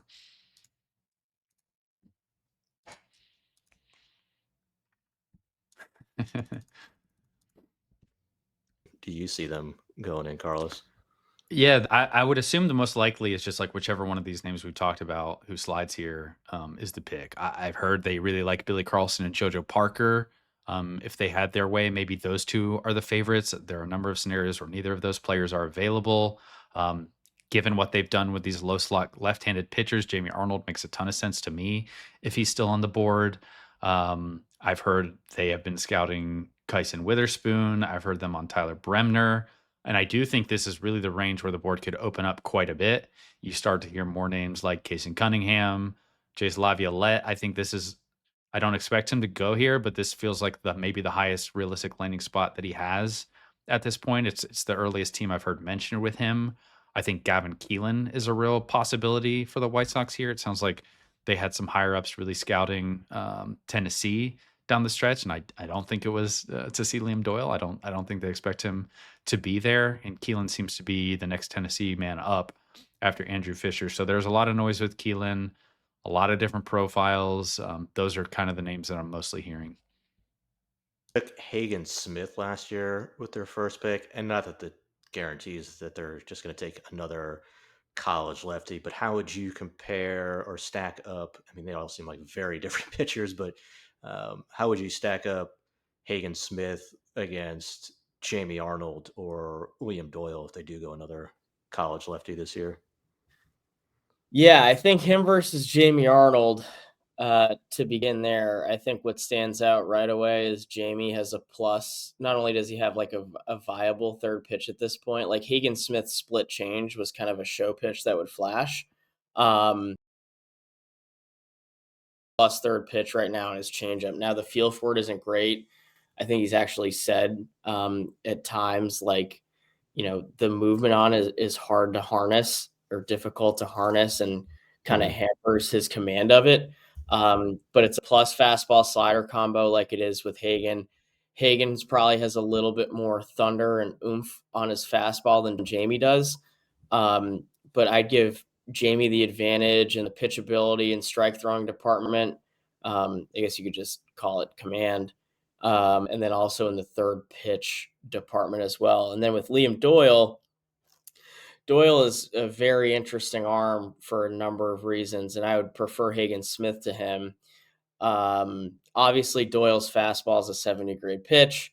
Um, the split change that he deploys and the cutter, particularly the former in the split change, is, I think, a better offering than people give him credit for. But he really just dominated with his fastball this year. He's a really just kind of a one pitch guy, two pitch guy type of deal. Um, Certainly Hagen's second option in his slider is a lot better at this point than Doyle's second option in his split change. So I would say I'd say Arnold, perhaps advantage over Smith. It's tough. I think Arnold and Smith are more comparable. I would say Smith is a clear advantage over Doyle. Hmm. Where are you at on Liam Doyle? Because the fastball, I don't think anybody really questions that. I think there's maybe more of a split, so to speak, camp on the secondary stuff. Yeah. And in terms of like, like if you're Brian Bannister and you're the White Sox and you're looking at them, you're like, hey, there's actually something here that we think is something we can tease out a little bit of a better, whether it's breaking ball, splitter, changeup, something in his arsenal that he's not doing right now? Or is it just a usage thing where, hey, he's just throwing too many fastballs? Like where are you at on him, or what are you hearing on what different people are? Yeah. Right. Well, he's clearly not throwing too many fastballs now because he was the most dominant college pitcher in baseball this year. I mean, the 42.6% strikeout rate he had tops everyone. I think our group here at BA is lower on Doyle than the industry is. That's why we have him where we do in our rankings. I think there is a thought that you can't teach the sort of fastball that he has, and there is some confidence that the secondaries. There's lots of work with there. I've heard that there's some analysts who really like the changeup now, who are excited about what he can do with the slider. And I think also like watching what Chase Burns has done so far is a nice test case for just me personally, as like not being too bent out of shape over how deliveries look if a pitcher has shown they can throw strikes at a high level. Because that was always kind of the sticking point with me with Chase Burns. I was like, oh, there's effort here. The delivery is like a little intense. But Chase Burns for 3 years showed that he could throw strikes and fit as a starter. I was more confident in Chase Burns secondaries than I am with Liam Doyle. I think there's a lot more present like secondary stuff to wow you with. But Doyle has for 3 years now posted a solid walk rate. I think it's right around the like 7 to 8% mark for 3 years. And the delivery is not what I would want to see, but it works for him. And I think there are a lot of teams who are mostly like, hey, if you can throw strikes, and maybe I don't know if we've touched on this too much with Doyle, but he does a really good job locating his fastball where he needs to for that pitch to play. It's like everything is at the top third of the strike zone, above the zone. He generates a lot of whiffs. So I think there are just some special traits that Doyle has that teams are excited about. There's upside potential here with him that teams are excited about. And I think the things that he maybe doesn't do great or that are concerning, teams feel confident they can help him improve in those areas. Peter, the A's pick at 11. They have had some really good results from their last two picks from college hitters, Nick Kurtz, Jacob Wilson. Obviously, doesn't mean they're going to go back to the college route, but it does seem like, okay, if you're looking for a college hitter and you're picking the top 3 or 4 picks this year, maybe not the year for that, but it does seem like there's more collegiate hitters that open up in this range. They took Tyler Soderstrom. He was a high school catcher who you're drafting basically because you think he's gonna mash, and that was in 2020. Does Ike Irish fit that mold, or what other? Like if you're looking for another college hitter here, who could be some options for the Athletics? Mike Irish is on the board. He certainly fits the mold. of someone that's probably appealing to the Athletics here. The hit power combo with him has long been lauded. I'd say a handful of other names to sort of keep an eye on are Gavin Keelan, Brendan Summerhill, perhaps even Merrick Houston and Vaheva Aloy. I would say Brendan Summerhill sticks out a little bit, as does Keelan. Really, just that entire quartet, I think, is potentially in play as early as 11. And this could be, it might not be at 11, but later on in the teens is where a run of college hitters could start. Yeah, I'll be curious like who the industry points to as like the next up college bats after Irish and Arquette are off the board, because it feels like there's a kind of a glob of names that all make sense in this range. I've heard them really heavily associated with Tyler Bremner. We've mentioned him a few times as like maybe a backup option or maybe in play a few spots in front of here. This is one of his like earliest, most likely landing spots, if that sort of distinction makes sense. The other one I heard recently that I hadn't heard previously that I think is fascinating was Cruz Schoolcraft. It sounds like the A's are actually interested in him. It doesn't feel like a very A's-ish pick, just given what they've done in recent years, but I think that pick would be a lot of fun because Cruz is like a completely different profile to these like polished, fast moving.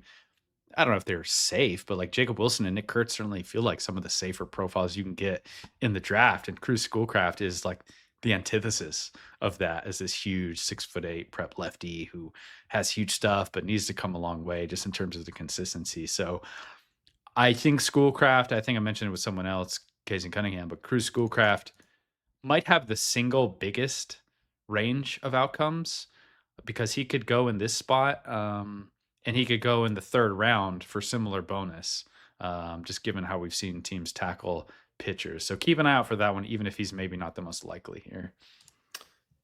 Yeah, I mean, they have gone the high school route with some of their later picks in other years, and they've got. I mean, yeah, that'd be fascinating. Do you think it would be a reach for you if they took him here, or do you think it could be maybe he's in play with one of their later picks more likely? Gavin Keelan, Vahiva Aloy, Brendan Summerhill, we've got those players ranked 20, 22, 16 on our board. We have Cruz Schoolcraft ranked 21.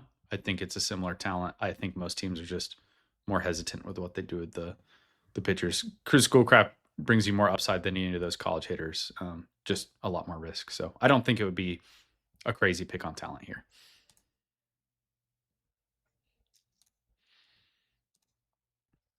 Yeah, this sounds like it's the absolute floor or very, very close to it for JoJo Parker. Outside of the Blue Jays, JoJo Parker's name is brought up as much here with anyone. So like it sounds like they really want to get him. Um, I hear them associated with a lot of bats generally. It feels like they might really want to get a bat. Merrick Houston, Daniel Pierce, Steele Hall, Gavin Keelan, Brendan Summerhill, Vahiva Loy.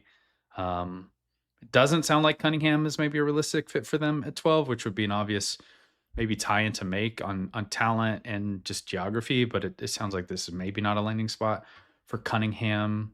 I wonder too if like all the hitters go in front of them and a guy like Witherspoon slides, will they just say, okay, we didn't expect him to get here, so we take him? That's kind of the route I have them going in the most recent mock. But mostly I'm hearing hitters associated with the Rangers. If they could get Witherspoon here, I think that'd be a major win because I very well could see him going inside the top 10, perhaps even top 7 or 8 picks. So if the dominoes fall where he ends up at 12 and kind of sitting in their laps, I think that would be an A+ pick for him. Yeah, we saw a couple years ago Braden Montgomery. A couple years ago, it was last year. Geez, Braden Montgomery. I don't know if you would call it slid, but a guy we thought would go in the top 10 picks went number 12 overall to the Red Sox. Is there one of these college players who seems more likely than most to, if you think one of them could slip, this would be the guy? If you're not including Bremner in that group, it does feel like Kyson Witherspoon is most likely of the college tier.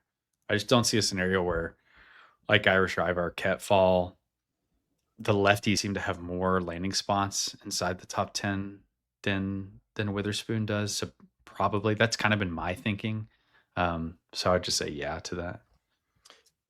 You The don't think Rangers there? also, I should note, like the Rangers are not going to be a team that feels trapped by consensus rankings. They are very much operating under their own process with their own scouts. They're not afraid to take controversial picks. They've done this at the very top of the board. They've done this with picks in the second and third round range. So I'm always curious to see what direction the Rangers go. They feel like a very like Padres sort of team to me in some ways. I'm curious about when you said like Irish is unlikely to slide because he is a catcher who doesn't really catch. Yeah. Is it just that much conviction in his bat combined with the lack of elite college hitters this year? I mean, I've talked to some scouts who don't think he's a catcher at all and still think he's going to go high because there's just confidence in the bat. There's just not a lot of college hitters to be excited about. And if you're looking at like a majority of these teams in the first round would like to get an impactful hitter on the college side in the draft. I think that's the most appealing profile generally for all teams. And if you look around this draft class, there is not a lot of that. There's a lot of hit tool risk with some of these college hitters. The college hitters who don't have hit tool risk don't have much power, or you have questions about like the power they'll get to. And so I really think, yeah, ultimately it just is like a lot of confidence that he's a really well-rounded hitter.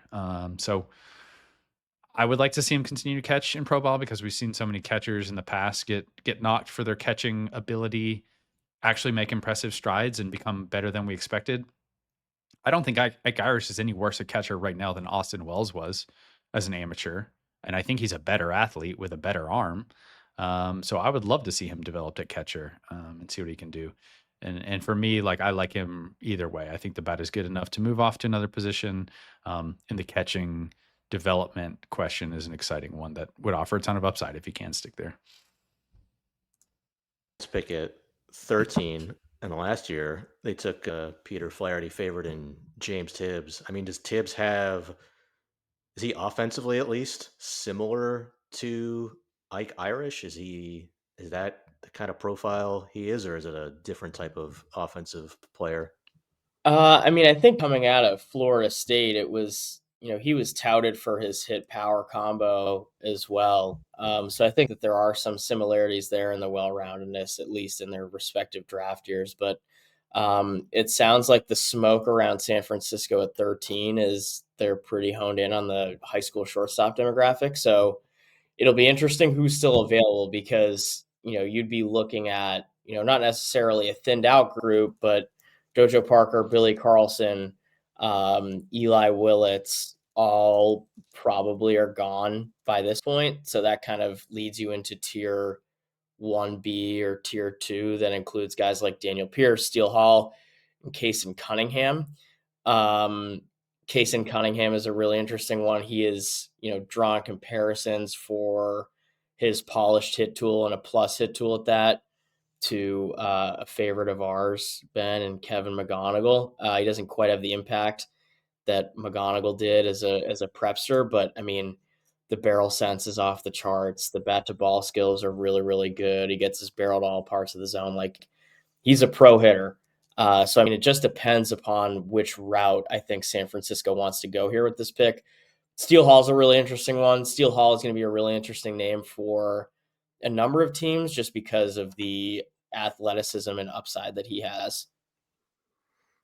Yeah, I think I mean, look, it's the Latin American scouting department making this decision, signing Joshua Gonzalez, but I think athletically, twitch wise, a lot of similarities between Steele Hall and Joshua Gonzalez, and similar question marks just about pure hitting ability too. I mean, both plus runners. Steele Hall might even be better than that, but a lot of twitch, a lot of bat speed with Joshua for not. I mean, neither guy is that big of a guy, but they're both premier elite athletes. Carlos, obviously, Buster Posey. I mean, look, he's been there before, but now he's He's the dude now. how much does his presence change things for the draft, or things going to be running about? I mean, look, because the scouting department is still intact. Does that not really make much of a difference this year? It could actually make more of a difference than that. I don't think it's like a subtle shift. I mean, Buster Posey has been pretty vocal about like talking about the value of scouts and how they want to be scouting oriented. And there is a perception that this Giants pick will be much more scout centric than maybe in the past, whatever that might mean. I think often sometimes the scouts and the analytical people in a department will be locked in on the same player. So sometimes it won't make too much of a difference. But it does seem like there has been at least some sort of philosophical shift in like how they're going to approach the draft. They're not doesn't seem like they're quite as locked in on being analytically inclined. And so I'm thinking like a lot of these high school athletic upside shortstops could make a lot of sense. Like the Rangers, we hear a lot of bats associated them with them generally. I'm not sure whether or not that has more to do with like the likeliest profiles available here or like their intention to actually get a hitter. Like if a Bremner or a Witherspoon were available, does that mean that they just would pass on those guys because they want to bat? I'm not sure, but I think a hitter is more likely than a pitcher for them at 13. What about Tampa Bay picking at 14 overall? What kind of buzz are you hearing on them? The biggest buzz with Tampa Bay on this, as we were recording this podcast, the Rays and the Orioles made a trade, according to Ken Rosenthal. The Rays acquired right-hander Brian Baker from the Orioles for the Rays' competitive balance pick, the 37th overall pick. So that does actually shake up some strategy here. That 37th overall pick came with a $2.6 million slot value. So I did some quick math here as we were podcasting. The Rays are now looking at a 14, just over $14 million bonus pool. And the Orioles, who we'll get into later, now have the biggest bonus pool of every team at 19, with just over 19 million. The Rays are still sitting in a really good position here. They have more pool money than anyone in front of them, going up to the Marlins at 7. And then they have more pool money than anyone behind them, going to the Orioles at 19. So I think they could be in a driver's seat with a lot of profiles that maybe slip into this range. I think of the Rays as a team that's pretty willing to go with a lot of different demographics. Steele Hall is a name that I've heard pretty heavy with them recently. I believe he was the pick we had in our most recent mock draft. A lot of high school shortstops actually I've heard tied to the Rays. This maybe is like where the run of the second tier of high school shortstops goes. Tyler Bremner could make sense if he's available here. I think all the college hitters that we're going to start talking about, Keelan, Vahiva Aloy, Merrick Houston could make some sense. I think I've talked about this in the past, but the Rays always feel like one of the hardest teams for me to tab from like a profile or tendencies standpoint. Ben, what are your thoughts on like what the Rays have done or what they're likely to do or likely to covet if you have any? Yeah, I mean, you take Theo Gillen last year, Toolsy high school player. The year before, you go Braden Taylor, just a very steady Eddie college player. Xavier Isaac, the year before that, who's just a first baseman with gigantic raw power, but maybe a shorter track record of performance and swing and miss risk that we're seeing now, both the upside and the risk. I'm a big Xavier Isaac fan. And then the year before that, you go Carson Williams, really good defensive high school shortstop with a lot of swing and miss risk that has become extremely elevated this year. So yeah, I agree with that. There's not like one specific type of player where you have certain organizations where like, all right, you feel pretty confident that this is the type of profile they're going to lean to, whether it's with their first round pick and then certainly later in later rounds, there's certain types of players that they're going to gravitate toward. It doesn't seem like there's, it doesn't seem like there's one profile that the Rays truly hone in on and at the expense of other types of players. Yeah. What about after that? We've got the Red Sox picking at number 15. Carlos, what are you hearing on the Red Sox at 15? The Red Sox, I think, are going to mark a bit of a shift in philosophy or tendency. They kind of are the start of this really analytically inclined run of teams. It's the Red Sox. Sorry, pulling my order here. Red Sox, Twins, Cubs, D-backs, Orioles, Brewers, Astros. Maybe even you can lump the Braves in there. This run of really analytically inclined teams that all get tied to a lot of the same college hitting profiles. This is the range I would expect names like Brendan Summerhill, Gavin Keelan, Merrick Houston, Andrew Fisher, maybe Gavin Feen is one of the most popular high school names for all these teams in this like 15 to 19 range because Gavin Feen's summer performance and bat to ball skills were so impressive last year, and a lot of these teams really value that. And so, if Gavin Feen is going to come off the board early, this feels like potentially one of the earliest landing spots for him with this range and with the Red Sox in particular. Um, I would assume the Red Sox are more likely to take a bat. Just given that, I wonder if names like Josh Hammond would come into play. I think Steele Hall would have to be in play here on the high school side. Um, yeah, and certainly they've been willing to just take whoever slides to them if someone does. So I mean, like Irish makes a ton of sense for them if he's available. I think this is kind of we're kind of nearing the range where if Irish is off the board, I wouldn't expect him to get past 15 or 16 with the Red Sox and Twins. Of those college hitters that Carlos ran through, which of those guys would be the most appealing to you? Setting aside maybe like Irish for right now, because we've talked about him quite a bit and probably doesn't seem like he's going to be still available here. Which of those guys are the most appealing for you if they're available? Yeah, so assuming Ike Irish is off the board and I guess just isolating everyone's offensive profiles, I'd probably go with Gavin Keelan, actually. I mean, Brendan Summerhill is the steady Eddie player of this group. Like, there isn't a plus tool there with him. He just does a lot of things really, really well. He's got a great body. He's got a chance to maybe stick in center field. Um, but Keelan, he really stands out for the hit ability. The bat to ball skills and barrel skills have always been advanced, but he made a handful of tweaks this year, to his setup and just approach in general, um, that paid really positive dividends. Like, he was a kind of a free swinger during his time in Louisville, was really, really aggressive. He kind of harnessed that a little bit and, started to do, swing at pitches he knew he could do damage on, and kind of wait and get more patient and go after pitches in his nitro zone. And it led to a little bit of an uptick in power. He got the ball and got the ball up in the air more. And there were some mechanical tweaks as well that allowed him to tap into some more impact. So, the hit ability has always been there with Keelan. He's a second base only defensively. He's not a great athlete.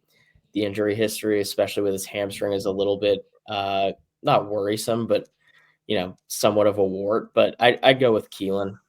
And Keelan also was drafted by the Red Sox out of high school in the 2022 class in the 13th round. So like clearly they liked him then. He's only improved now. So it would feel odd for mostly the same group being there to dislike him now.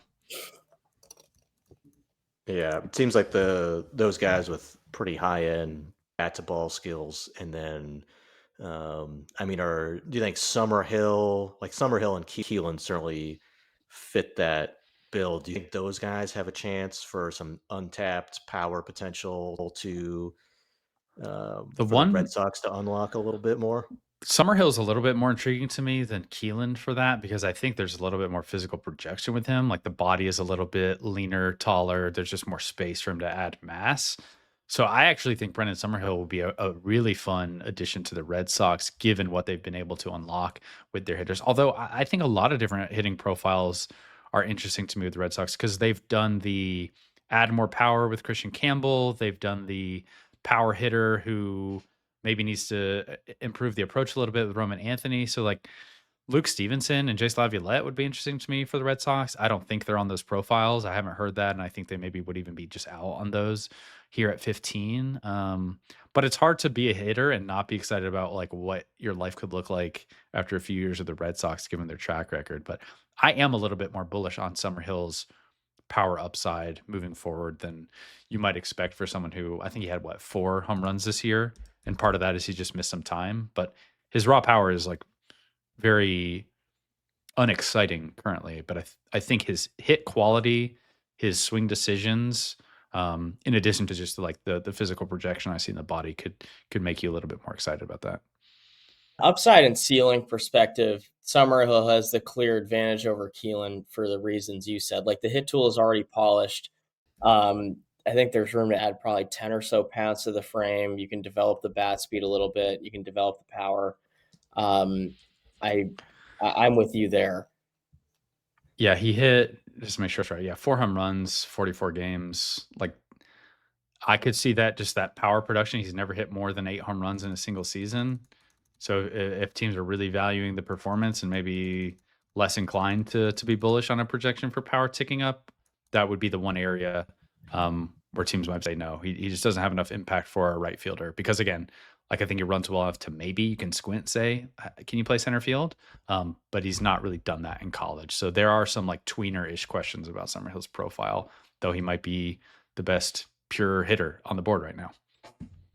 But the Minnesota Twins picking at number 16.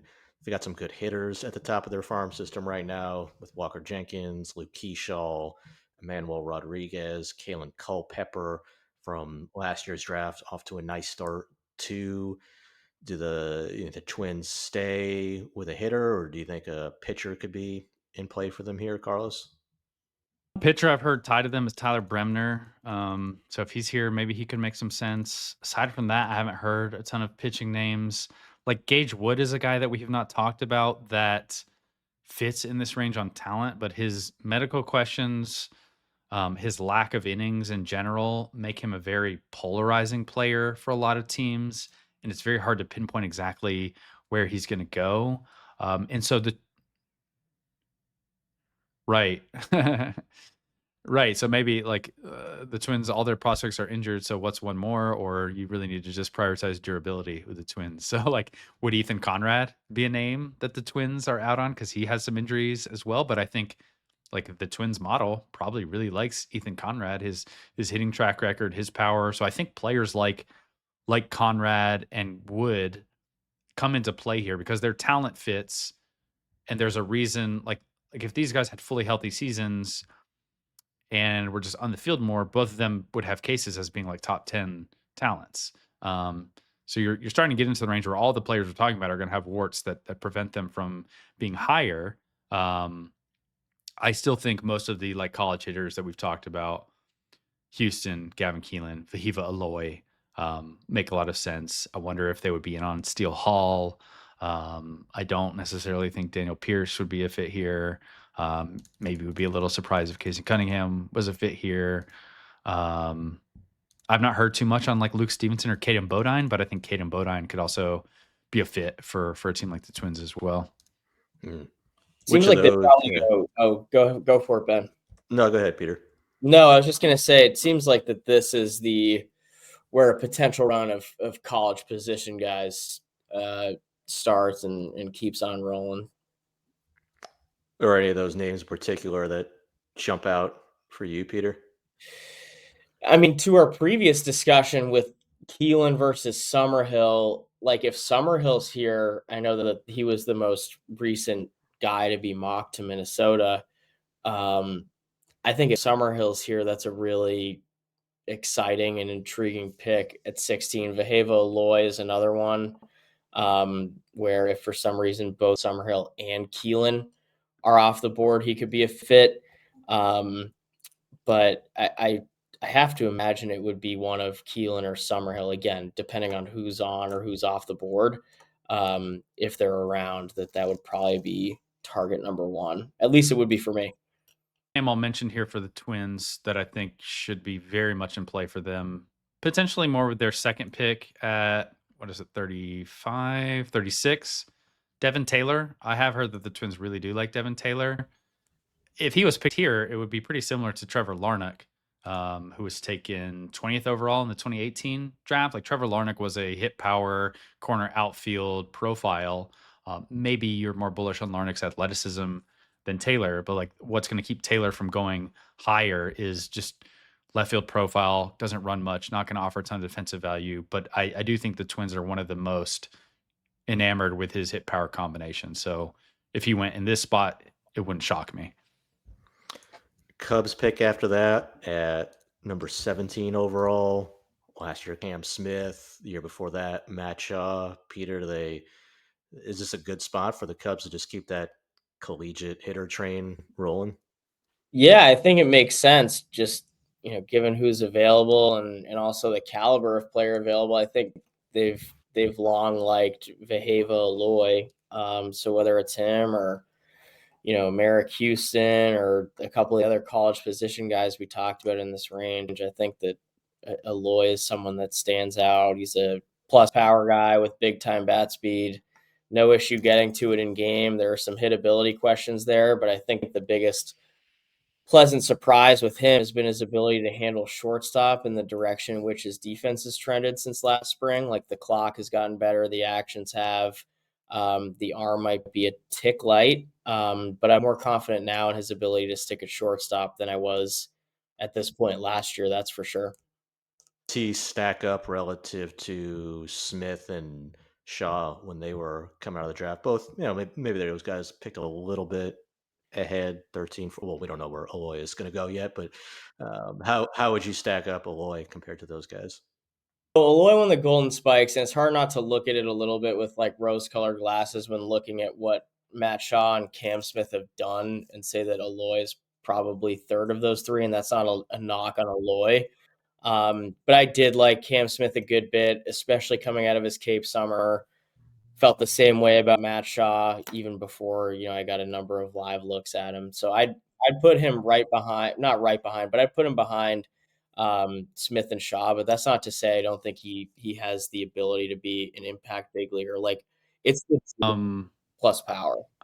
what stands out to me, I think it's an interesting group to compare because I do think they share a little similarities. I think Vahiva maybe has a little bit of an athletic edge on those two, and I would give both Cam Smith and Matt Shaw a little bit more of an edge on like hit tool confidence, and just their track record of hitting.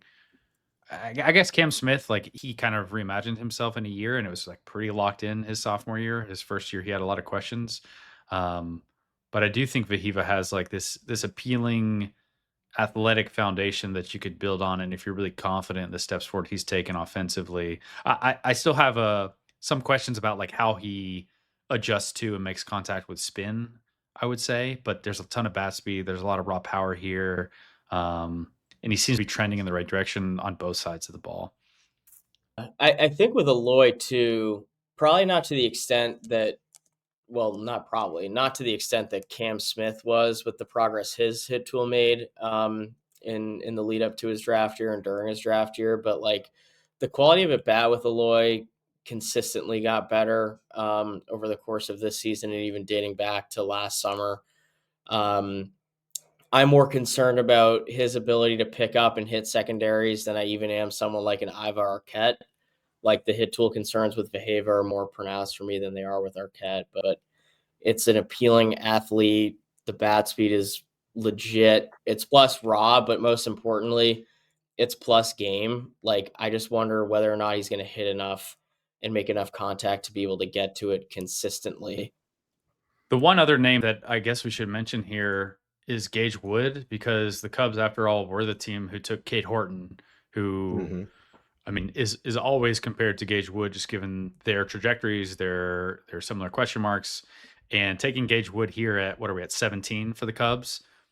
There's a lot less pressure on that pick than 7 when the Cubs already did it for Kate Horton. And I mean, part of me, maybe this is with some like hindsight bias included, but part of me is like more excited about Gage Wood than Kate Horton at the time, and part of me also might just be more excited about him in this range than Kate Horton top 10. So I think if we're looking at teams who might do Gage Wood, the Cubs have an actual precedent of doing a similar profile. Gage Okay. Wood versus Liam Doyle. Liam Doyle. That's where I draw. Peter's trying to put Liam Doyle 30. That's where I'll draw the line. I'm switching over to Team Doyle here. I think it's closer than people realize. Yeah. All right. Well, the Diamondbacks pick after them, 18. A couple years ago, they go Tommy Troy, shortstop out of Stanford. Last year, picking in the back of the first round, they had a bunch of picks pretty close together. Slade Caldwell, high school outfielder. Ryan Waldschmidt, outfielder from Kentucky, and then JD Dix, high school shortstop. what direction or what pool of players are you hearing with them this year, Carlos? Many of the teams in this range feels more likely for a hitter than a pitcher. I mean, the Diamondbacks are short kings. They love taking these short contact oriented hitters. So I think any of the Casey Cunningham, I guess he kind of is the one, but like contact oriented bats make a lot of sense for the D backs. Both Merrick Houston and Brendan Summerhill, if they're on the board, I think could make a lot of sense. Gavin Thien is another name I've heard associated with them. Daniel Pierce would be another name that I think could make some sense. I mean, Steele Hall is always lumped into that same group, but this does feel to me like one of the more likely landing spots for Case and Cunningham because, like, on talent, on value, I think he belongs in front of this pick. And the D backs have really not shown any issues with taking short hitterish guys like this before. Um, they're fairly model heavy. I think the performance is going to matter with them. Um, I don't know if they would be like in on Gage Wood, feels more unlikely for the D backs. But those are kind of some of the names. Maybe Caden Bodine again, like lumping Caden Bodine into this group of like hitterish college bats makes a lot of sense to me. Um, Yeah. yeah, so kind of all those names are the names I'm mostly hearing with them. What about, because they also, I don't think they're targeting these guys, but they have had their share of top prospects have shoulder injuries, and Ethan Conrad fits fits not, they're not taking him because of the shoulder injury, but I think one of the reasons he still could still be available here is because of the shoulder injury. Because I Right. think on talent, had he stayed healthy, like He's probably gone in I'll say front of this, them. I Top half like of him. the first round. I like him right now more than his teammate at Wake Forest, Merrick Houston, who Mm, we have Houston ranked ahead. And I understand Merrick Houston is a shortstop. He's a good prospect, stayed healthy all season, had a good year.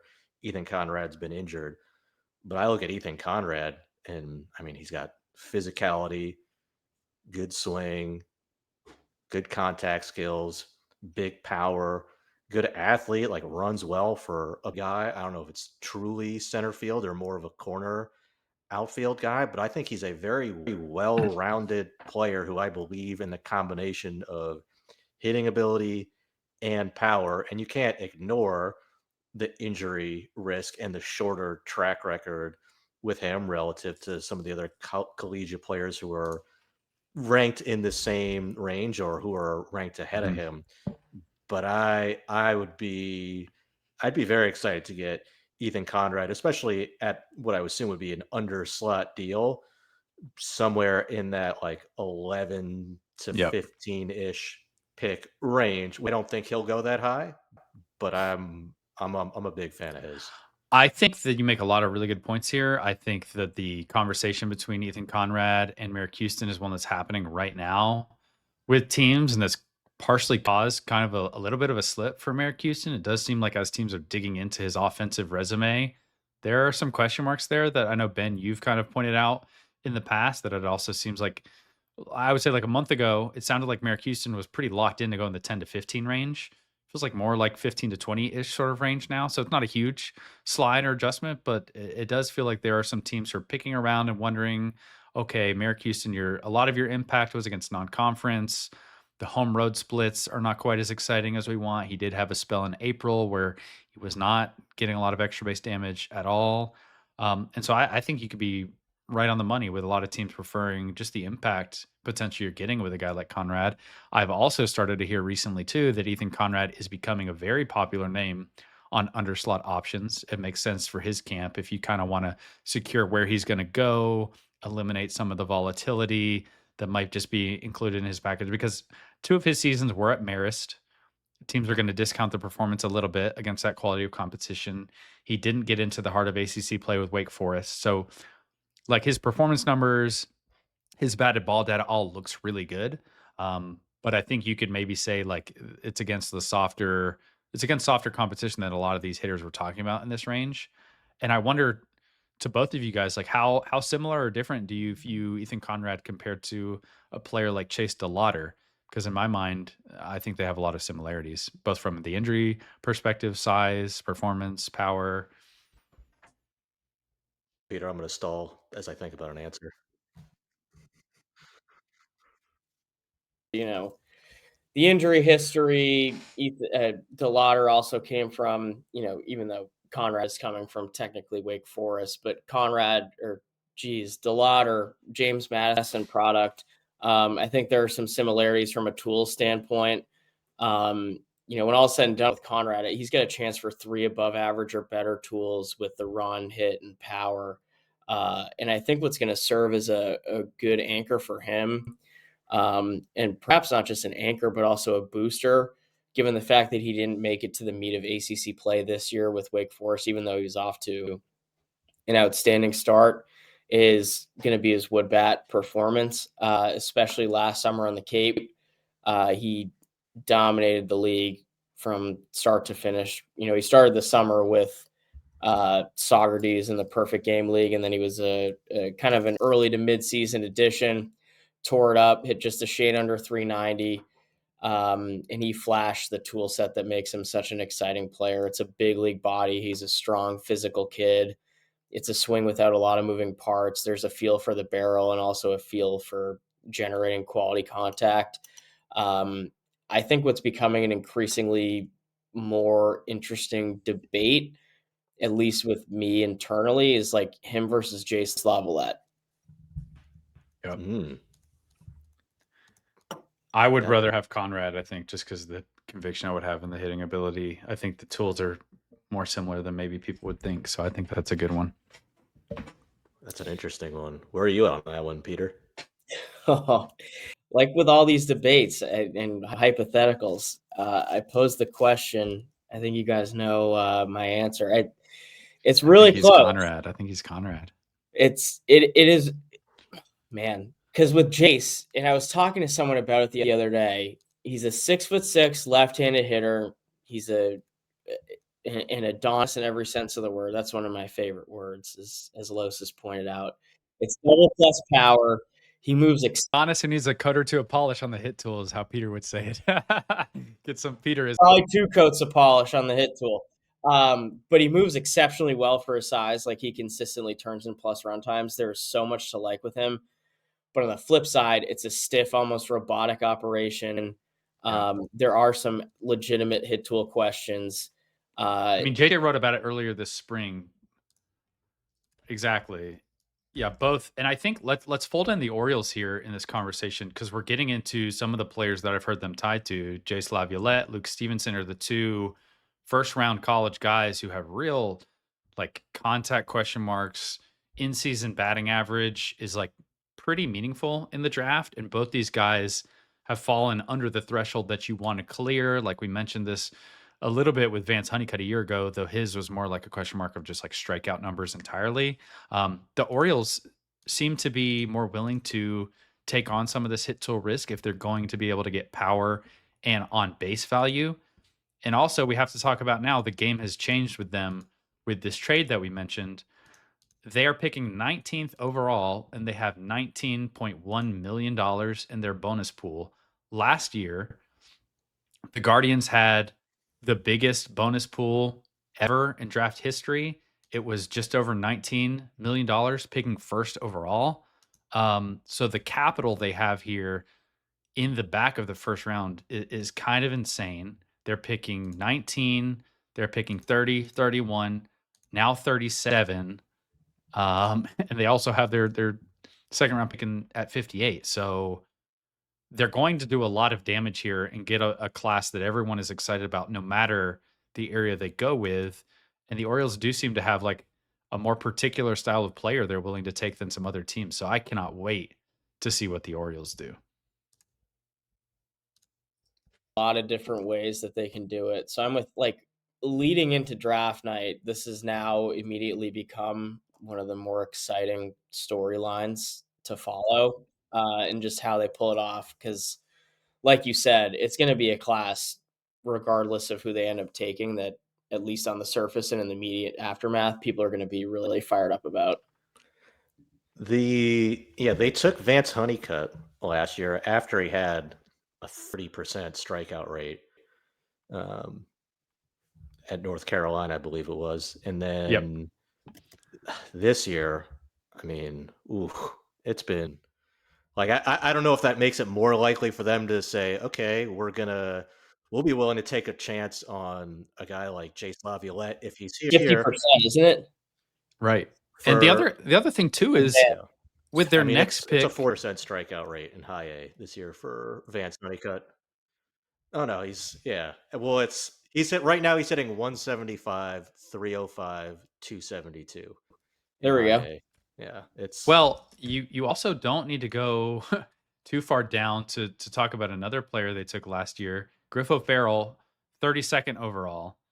This pick was a little bit of a reach for us based on our draft board, and on draft day, I was like, like were we light on Griffo Farrell? But we were always pretty skeptical of like the impact and the power. That's what held us back. He just did not have much impact at all. But he was like a really steady player in college.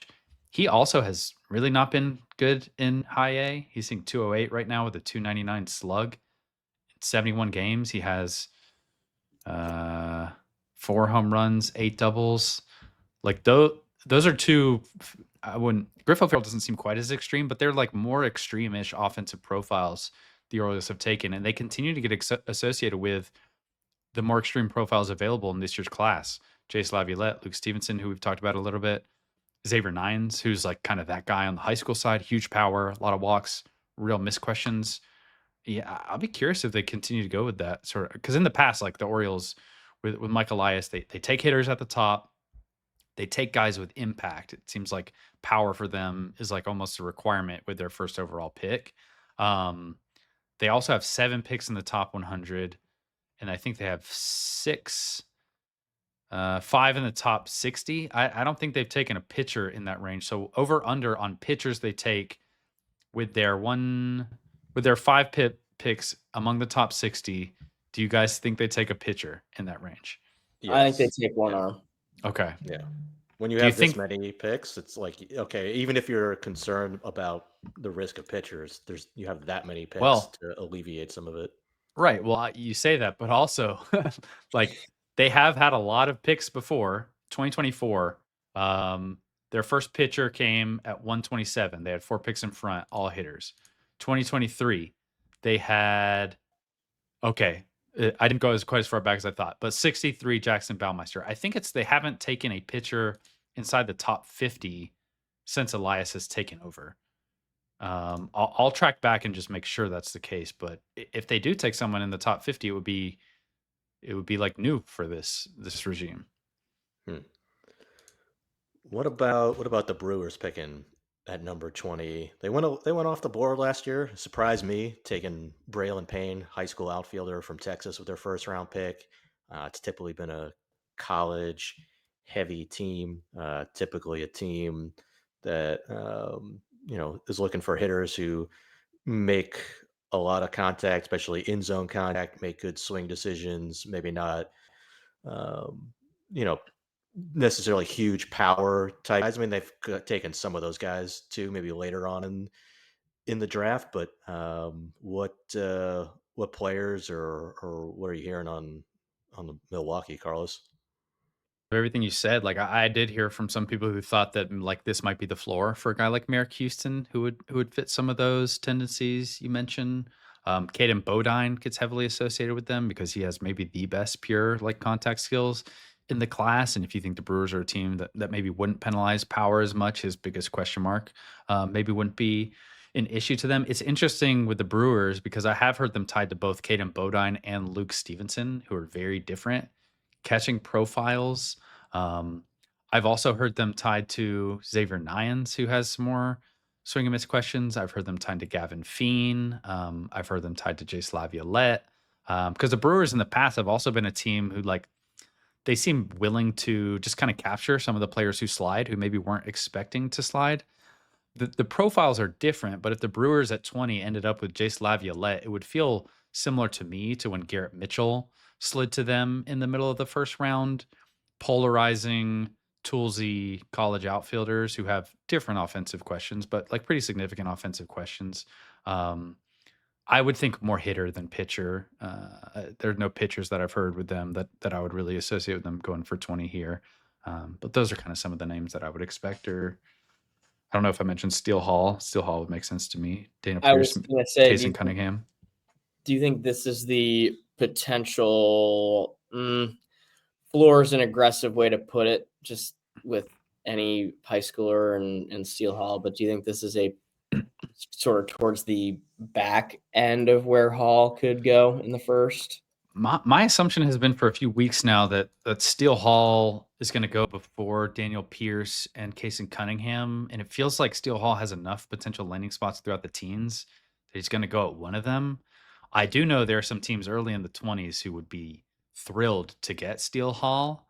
Some of them have more bonus pool money to throw around, so maybe like the Brewers still have a little bit more bonus pool money than basically everyone picking after them. So maybe that is why they're like considered a bit of a floor for a lot of these profiles.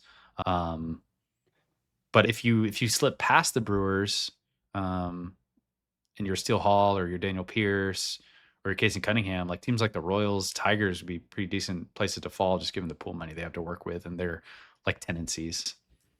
You mentioned Caden Bodine. I mean, catchers, Brewers a huge emphasis and do a great job developing catchers, but especially on receiving, framing, stealing strikes. Caden Bodine is extremely good at that.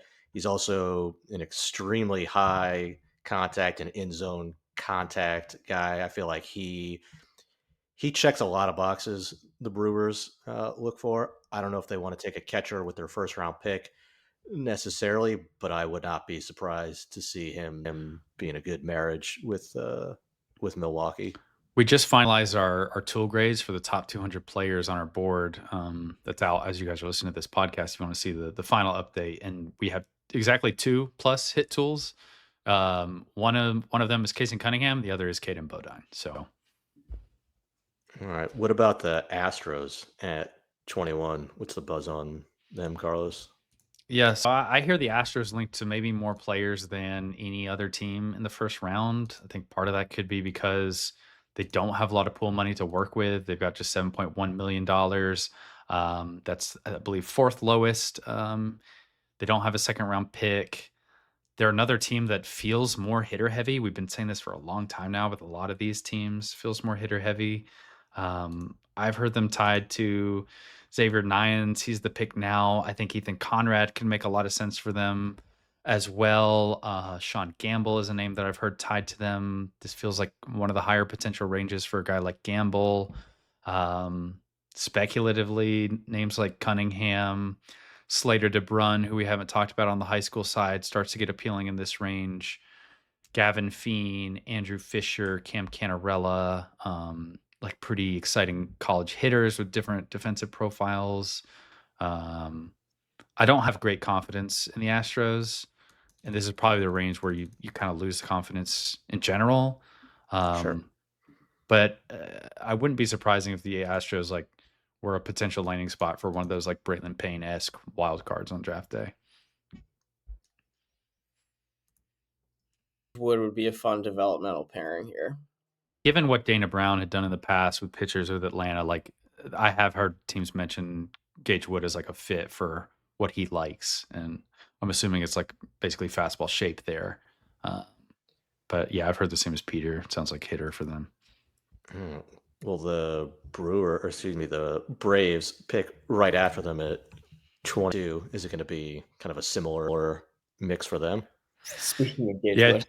I think this is like you mentioned with Pirates, and I don't know if you mentioned it with Reds, but like the fans probably love for the Braves to take a hitter, because the Braves, I think, are on the longest run of any team in terms of just taking a pitcher with their first overall pick.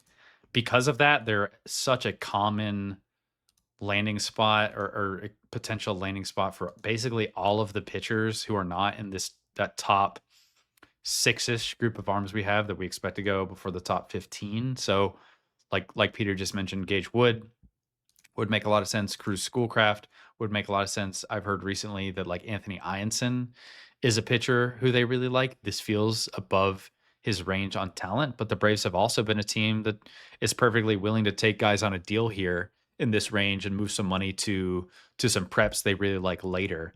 So if it's Anthony Ianson, that wouldn't shock me. The last few years, I've heard the Braves linked to high school shortstops that they didn't actually end up taking, but I have heard guys like Josh Hammond. I have heard Ryan Mitchell recently out of Tennessee.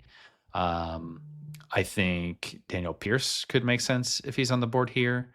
Um, so yeah, that's kind of where we're at with the Braves. Very curious to see if they just continue to beat that pitching drum because you look at their system and they could use some bats.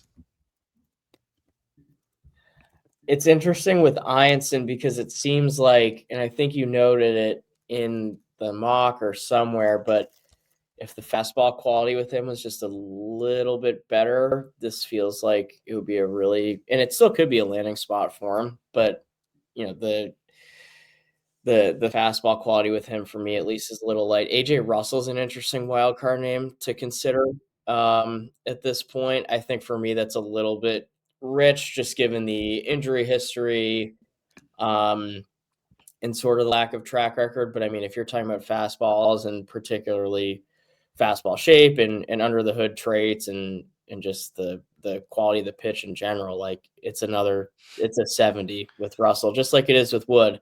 But Ionson's for me is more like a, oh, this is mean, but not mean. It's honest. It's probably like a 50. Man, So I'm just looking at the Braves' track record in recent drafts, and even knowing they take a lot of pitchers, it's kind of astounding. In 2024, their first 4 picks, all pitchers. In 2023, their first 3 picks, all pitchers. In 2022, their first 4 picks, all pitchers. In 2021, their first 3 picks, all pitchers. In 2020, their first pick, a pitcher. I don't even remember actually. I think it's like Shea Lang. Yeah, 2019. Shea Langeliers, Braden Shoemake. The last time the Braves took a hitter with their first overall pick, 2019. Most teams have the exact opposite approach to the Braves. Clearly, they're zigging while everyone else is zagging. And it's 8 pitchers. So, well, or you could draft some better hitters too. But all right. Well, then the Royals pick after them at 23. Similar, similar mix of players here for them, or are they? Thinking then more specifically on just like high school profiles in general, like we talked about the Red Sox starting an analytical group that's tied to a lot of hitters and college players in particular. I think the Royals are at the front of this really interesting run of teams in the 20s. That includes the Tigers, the Padres, the Phillies, then the Royals picking again after the Guardians at 27 with their 28th overall pick. This is where everyone is putting all of these like upside, toolsy high school players, more risky profiles like your Cruise Schoolcrafts of the world. If there are going to be 2 high school pitchers who go in the first round this year, it's probably going to come in this range here with either the Braves, the Royals, the Padres, maybe the Phillies. Those teams just seem to be more willing to take on those profiles. And if you count the Royals as a first round pick at 28 overall, maybe they would even still feel more comfortable taking a hitter with the first pick and then getting some upside with a pitcher second. I think the Royals as an organization, and then even Brian Bridges in particular, their scouting director, like left-handed pitching more than most other organizations. So like all of that leads to a lot of Cruz Schoolcraft projections. If any of the high school shortstops make it here, Steele Hall, I think would be their preference if he gets here. Daniel Pierce, if he gets here, would make sense. In the same vein, guys like Case and Cunningham. Case and Cunningham feels a little different than Steele Hall and Daniel Pierce just because he's less of an athlete and more of a hitter. And then Josh Hammond, I think, can make a ton of sense. Josh Hammond gets some like Austin Riley comparisons. Brian Bridges drafted Austin Riley out of high school, if I remember correct. I think he was the scouting director when that pick was made. So that one could make a lot of sense to me. Yeah, just think upside, toolsy, athletic names for the Royals is generally what I've been thinking.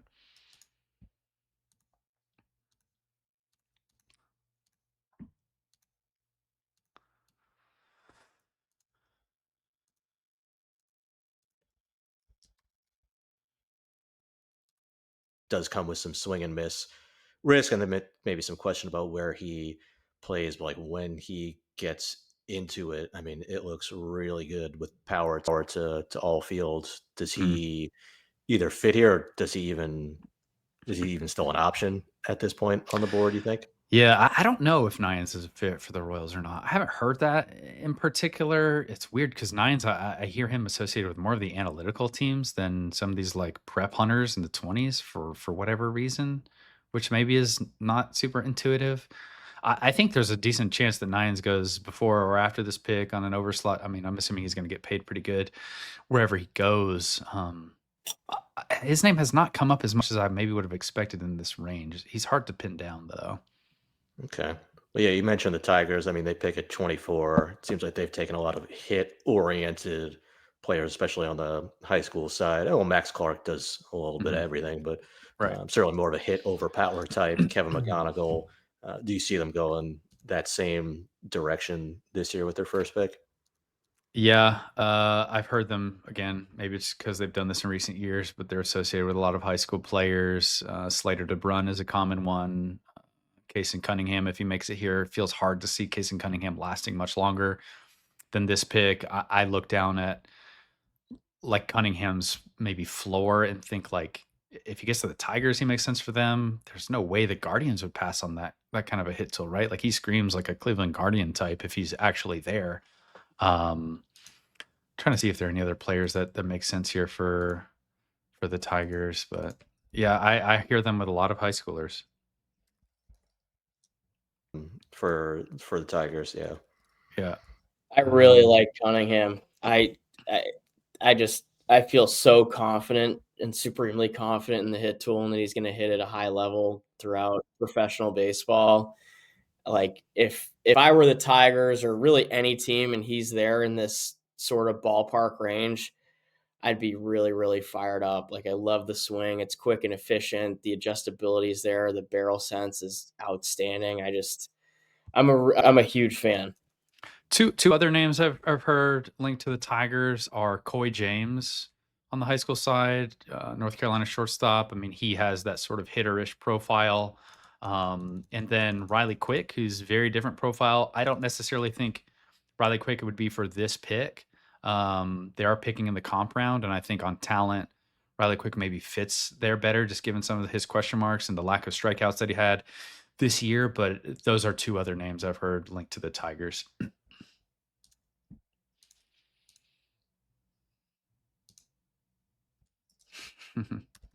High school player. So which high school player are they going to take? Right now, I would have Slater DeBrun as my favorite. I do think this like Tigers Padres range is like DeBrun's maybe ceiling. He could easily go more in the comp range or early in the second on an overslot deal. But this is like the range where his name comes up a ton to both of these teams. Cruz Schoolcraft is another name who's mentioned. The Padres have been perfectly happy to take these upside lefties. They just took a left-handed high school pitcher last year in Cash Mayfield. Sean Gamble makes a lot of sense for them.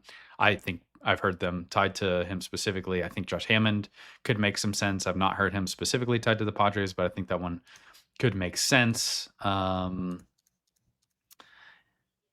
I think going back to like 2017, the Padres have taken a high school player with their first overall pick. I think you do have to go back to that Mackenzie Gore draft in the year before, but when they actually didn't take a high school player. So I'll be a little disappointed if they don't take a high school player because I think last year in our final mock, actually, we'd heard them tied to some of these college catchers, and stunningly, we had a college catcher for the Padres in our final mock version. A foolish decision on my part. So there will be some high school player there, I'm sure, in the final mock this year. Which of these, Peter, which of these high school guys are the most appealing to you in this group of players? Slater DeBrun. Gavin Feen is also really interesting because of the well-roundedness in the offensive profile. Like, it's above average hit, above average power. The how he does it is a little weird, but he does it and he makes it work. And he had a really impressive showing on the 24 travel circuit. But I would take DeBrun. He was one of my favorite looks down in Jupiter at World Woodbat on both sides of the baseball. I really, really like him and their appealing qualities. He kind of has he's got a strong and compact build, kind of a barrel chested look, like a prototypical leadoff hitter, just a bouncy player in every sense. There's a feel for the barrel that's there. It's more line drives than it is, impact, but there's some gap to gap power there, especially the pull side. plus runner. The defense for me really, really stands out in center field. I left Jupiter with an easy 6 on the defense. The first step is outstanding. The off the bat reads are excellent. He takes quick, efficient routes to the baseball, and the arm is above average in center. Like, I am very confident that he sticks in center field and kind of fits the mold of an impactful top of the order bat. Yeah, there are some similarities there, especially you look at the build and the size a little bit. Like, it's this compact physicality. Like, stature wise, he's small, but there is strength packed into the frame. Speculatively, I wonder if the Padres would roll the dice on someone like Jack Bauer. He feels like right up their alley in terms of just huge upside to dream on. So I've heard some teams kind of connect the dots there. I would think like Padres and Dodgers might be teams that would be interested in that one. I would be surprised if they took Slater to run. They're not a team that takes a lot of little guys. They usually, whether it's in Latin America or domestically, it's a lot of bigger dudes, or at least not players who are as little as De Bruyne, who's maybe 5'9", maybe 5'8", already pretty filled out. He is a very high baseball IQ player, good athlete, good instincts. Yeah. I'm just not sure how much more upside is in I will there. say for De Bruyne and the Padres specifically, the Padres have spent a lot of time and they've sent in a lot of people to scout him. I also think the Padres are a team who would do that even if they knew they weren't taking someone. Like they would go act like they have a bunch of people watching a player just to like run some like counter intel to like play with the industry. I think they are like that the sort of team who would try and like screw with everyone else to like push them off the scent of who they wanted. So even if the whole the Padres crew is watching people, they scout them up as good as anyone. So that would be really funny to me if they had sent in all this heat and we're like, no, we're not taking that guy. They're signing anywhere for at least for early picks or big international money. It's not really. Whether it's entirely misdirection, a lot of people have said Slater, DeBrun, and Padres. It's like one of the heavier connections in this range. So we'll see. He's pick at 26, and they've definitely taken some big physical players in recent drafts. I mean, it's obviously hard to know when you're going this far down the board at 26 what to expect, but what are you hearing on them, Carlos? Yeah, Fiend has been a name mentioned with the Phillies. This would be really similar to the Aiden Miller pick from a few years ago. It was like this hit power oriented left side of the infield high school player who I think is going to play third base, but Fiend did look a little bit better moving around in the infield than I expected him to at the combine. The Phillies have also not really shied away from players who are coming off of down spring seasons for whatever reason. Fiend's performance was not great this spring, but it was pretty exceptional over the summer. So I think this is a range where he starts to come into play at a pretty high level. I think the Phillies would also take like high school arms. So if Schoolcraft is here, Xavier Nyans could make sense if he's here. But we're definitely like getting into the range where finding connections is a lot more difficult. I mean, I think of the Phillies as a team who's very much best player available, will take upside, will take tools, they'll take on some risk. Like I don't associate them with like super safe sort of profiles generally. So I think that could be like a wide bucket of players. Peter, we haven't really talked at all about Alex Lodis at Florida State, but when Carlos is talking about tools and upside and performance, I mean, it's not like he struggled this year. I mean, I know there's some question marks about the approach. Not a lot of walks this season. Chase, obviously, I think is a fair concern with him. What do you see him fitting somewhere in the back of the first round? What is your read on him? There's obviously like I'd be an idiot to say he's not going to go in this range. For me personally, it's a little bit rich. There's a particular I think with Lodis, and you alluded to it in your lead in, but I do worry about the hit tool. There are some real miss and chase issues, like real miss and chase issues. Like it's easier to poke a hole in it with Lodis than it is with someone even like an Ivar Arquette or a Vahevo Loy. Um, and it's particularly it stems against secondaries, right on right spin. Um, and I'm kind of a little curious and wondering how much he'll actually hit professionally. And I think on the flip side, though, with Lodis, there's above average power in there. He kind of has shown an impressive knack to drive the baseball to the opposite field. I like the defense at shortstop. I'd say it's above average with a six arm. I feel very confident in his ability to stick at the position and not move off of it. And sort of he shares some similarities with these other guys that we've talked about where the defense year over year has gotten better, like his internal clock and just actions in general, particularly the actions have gotten a lot better year over year. He's shown far greater comfort in attacking the baseball, throwing on the run, throwing from different arm angles. Like he looks the part of a professional shortstop. The lack of hit tool would just give me pause in this range. Reminds me a little bit. So Lodis is probably the highest ranked player we have in the class who I just have not heard very much at all about where he might be going, teams who are particularly interested in him. So maybe that's an indication that he slips a little bit further than like where he would go based on talent on our board.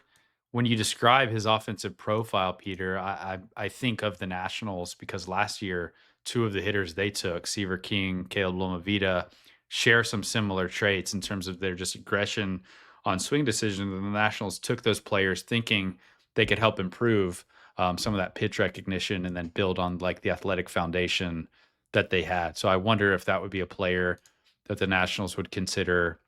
Obviously not 1-1, but when they circle back for 49, again, just thinking of the profiles and speculating, I haven't heard that, but I wonder if they would roll the dice on him there at that pick if he gets there.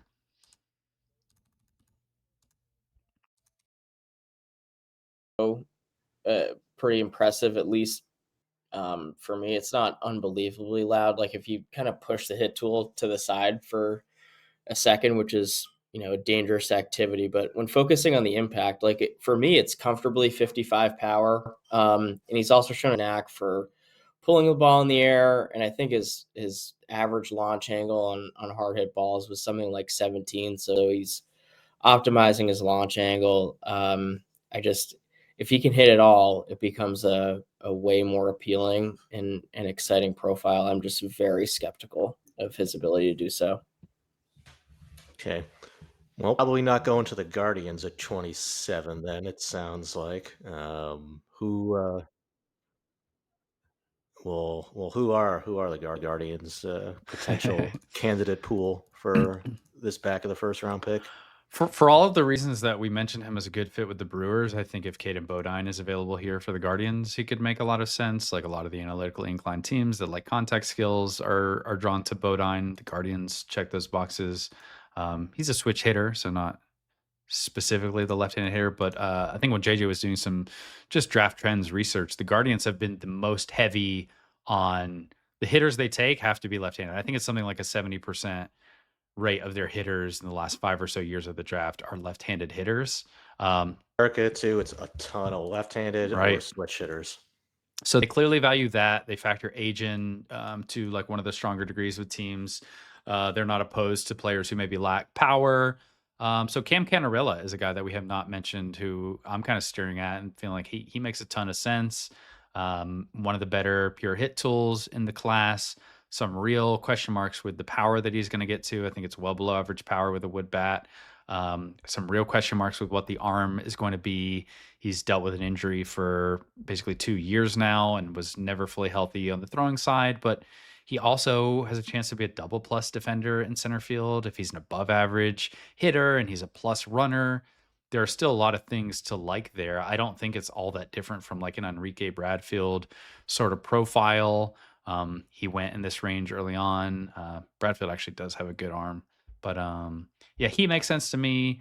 Bodine makes sense to me. Andrew Fisher doesn't scream Guardians to me, but just on talent, I think his bat fits in this range. I think he should come into play here if he doesn't go in like the late teens range.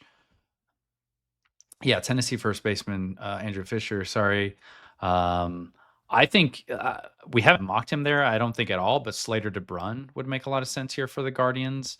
And I also keep yeah, because he's smaller, he's really young, up the middle profile, contact oriented. And then another player I think who checks some Guardians boxes, who again, I think this is maybe a little bit higher for his expected range, but I'll point out Cleveland loves to underslot players and package their money throughout the draft. But what about Brady Ebel, the Corona high shortstop, third baseman? He's exceptionally young for the class. He makes a lot of contact. He has a really advanced hit tool. He's left-handed. The makeup reviews on Brady Ebel are pretty impeccable, and I think the Guardians weigh that fairly heavily as well. So he's kind of this like dark horse name for me that I wonder if they would be interested in him in the first, or if maybe he even has a chance to be their second round pick. I was going to ask about, yeah, whether it would be him or Ryan Mitchell, another left-handed hitting high school shortstop who could fit the mold for Cleveland. One to make sense too. I hear Ryan Mitchell tied to some other teams like the Angels, the Rays, the Dodgers, but that makes a lot of sense for the Guardians as well. In that like range of the 30s, you mean? Yeah, in that comp range. Sounds like he's got a lot of action there. Do you think, I know we talked about him a lot, but just for the Guardians fans who fast forwarded to listen to this section of the podcast, do you think there's a chance Case Cunningham, because he'd be the obvious name from that type of player to fit, I think, the Guardians molds? Do you think there's a chance he's still available here, or is it pretty unlikely that he's still here? I mean, it feels unlikely. I don't know. When Kevin McGonigal in his draft year, I think even throughout the mock drafting season, his name was more consistently appearing in the 20s and 30s. And so when he went where he did, it wasn't shocking, even though we were like, why is his bat falling that far? And so for Cunningham, just the number of landing spots I've heard for him in the back of the 10 throughout the teens in the early 20s, it does feel like it would be unlikely for him to get here. But if he does, yeah, it would make all the sense in the world for him to be the pick, and I think it would be an insane value. Although, at what point do the Guardians have too many small left-handed hitting second basemen? They can't all play second base. Although maybe you'll say, "Hey, he's not a second baseman yet, Carlos. Give him a chance to play short." Say it then. There you go. I knew that was coming. Which of those guys, Peter, are you most intrigued by, or is there a college player or maybe a pitcher who you'd be excited about for if you're a Guardians fan being able to pick up this late in the first round? If he's there on the high school side, Case Cunningham, I'd be doing backflips if he was, for all the reasons that you guys laid out.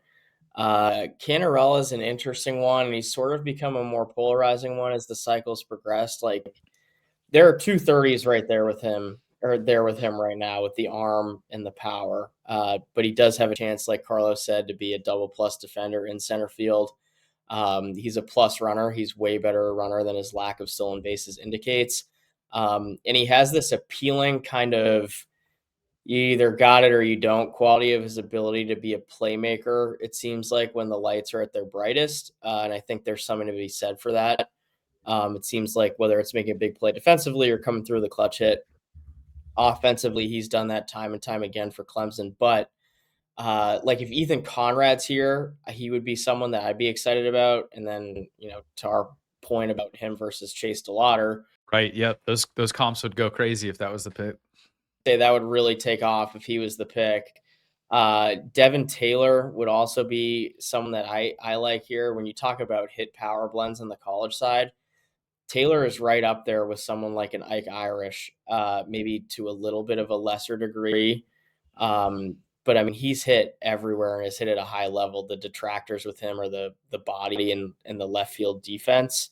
But all he does is hit and hit at a really, really high level. So he'd be another interesting one. I think I'm probably lower on Brady Ebel than others are, but from an arm standpoint, like Riley Quick, AJ Russell, Anthony Ianson, the trio mentioned earlier, would also kind of be an interesting group to consider. Yeah. I wonder if they would be on Riley Quick. I kind of associate them with more like riding fastballs than the fastball Quick has. I wonder if they think they could either change that or if they'd just be like out on him because of that. I would think maybe AJ Russell would make a little more sense. Some of the high school pitchers I look at as like interesting fits for them would be Angel Cervantes and then Frank Chiron out of New Jersey. Those would be two interesting names. Like Chiron is 17.8 on draft day. Cervantes has some of the best command, one of the better changeups in the class. And then I'll also throw out another sleeper for the Guardians here. Tayton Gray, a catcher out of Iowa, is a name who's getting a lot of steam, probably more in the second round range. But he's also 17.9 on draft day, which Cleveland will love. And it sounds like they might be in the mix for him in the second round. All right. Well, we're gonna skip through some of the next picks because we've already looked like those have a PPI pick. Diamondbacks, Orioles, we talked about have extra picks. Brewers, Red Sox, Tigers, Mariners, Twins.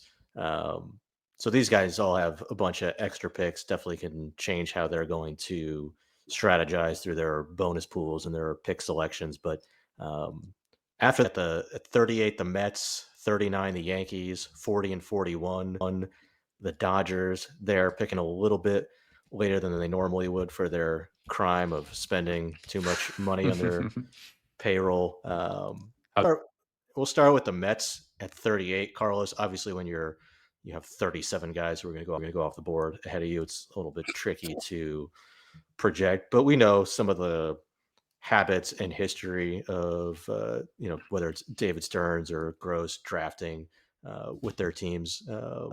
What are you thinking with the Mets here at 38? Yeah, the Mets have been one of the more difficult, and I think this is maybe true for all the teams in this range. It's difficult to project out to late 30s in any mock draft. So I have not heard a ton of like specific names to link to the Mets. Talking with Matt Eddy about like the Mets tendencies in recent years, it feels like they've been happy to go with high school hitters and college pitchers are the profiles that they've mostly invested in. It seems like they've been one of the teams that'll shy away from high school pitchers, although Jonah Tong has been pretty good for them. So I wonder if they would maybe reconsider some of the names they're interested as well. They've been one of the teams that is not afraid to pay some money to 19-year-old shortstops or not shortstops, but like 19-year-old preps. So maybe more willing than some other teams to take some of the older high school players who would be in this range. It's very tricky for me to project who the Mets are going to take. They're one of the teams that have the least strong read on here. Yeah, I think what you saw with Carson Bench, their first round pick last year, somebody who makes a ton of contact, especially in zone contact, make good swing decisions. Probably a lot of similarities now with David Stearns being there to what the Brewers were targeting with Yeah. their players. So I could see a lot of similar um, type players. Yeah, I agree. I mean, look, at 38, you're getting outside the first round, outside the top 30 picks. So maybe there's more willingness to take a high school pitcher there, but I generally agree. Yeah, probably with their first pick, unless, I don't even think there's a high school pitcher who really merits taking there, like from a Yeah. huge slide perspective. Yeah. There's interesting high school arms in the group, but nobody who jumps out is like, oh, I need this guy. Although I am quite intrigued by Angel Cervantes, but Mhm. yeah, I would agree. More likely, probably either a college pitcher or Just a a hitter hitter. who's or a You hitter who makes associate a lot of them or contact. what Stearns has done more specifically with like advanced swing decisions, contact skills, or do you think they would be willing to take like upside shots on tools, power? Which of those two extremes of like hitter profiles would you say? Because there are some guys who fit on one or the other. Like Coy James starts to become interesting more if you think it's like hitterish, willing to sacrifice some impact. Quentin Young in this range starts to become interesting on the high school side. One of the more toolsy. There, like the Yeah. Quentin Young, who Mm, tons of bat speed, tons of power, but like whether it's him or like a Vance Honeycutt, who we were talking yeah. about. Or Brent Compton for this year, who maybe fits in this range. Yeah, like the big, huge swing and miss risk guys, again, once we're outside the top 30 picks, that could change, but it still is their first pick. I imagine they would lean more toward the Yeah. higher contact, good swing decision guy, even if it comes with Yeah. some more power questions like a Carson Bench. So I'm staring at a guy like Max Ballou here, Texas outfielder. Like he does make a lot of contact. Maybe the swing decisions aren't quite as polished as you'd associate with like Stearns sort of hitters, but he does make contact. He's a pretty good athlete. He runs around. Ethan Petrie is a performer at the college level. It is like a very defensive limited profile, so maybe that's not the cup of tea. At some point, Dean Curley becomes interesting. I don't think he's going in the first round at this point, but like comp range, second round range, if he's signable in that range, I also wonder like at what point, as a draft eligible sophomore, does he like run it back and try to have a better season? Um, so these are some of the like better names available. Ryan Mitchell actually could make a lot of sense here. Mentioning him with the Guardians earlier, in the Rays, like he seems to share a lot of the traits that you're talking about. Yeah, The Peter, guy if you go Oh, ahead. sorry. I was gonna say the guy I really like in this range, and it's less so team specific, it is Brandon Compton. I know that this spring was Loop in the Yankees here because I think he fits maybe more of their typical sort of profile. just kind of the mold of college hitters that they've gone after and have selected. But I mean, he had a down year this spring, but what he did last summer, I think, is way closer to who he is and indicative of the kind of hitter he is than this spring. Like the hit tool by no means is it's not gonna wow you, blow your socks off. Like there are some swing and miss issues and some expansion of the strike zone issues. Um, but like I feel confident, or like for me, it's at least a 45 hit.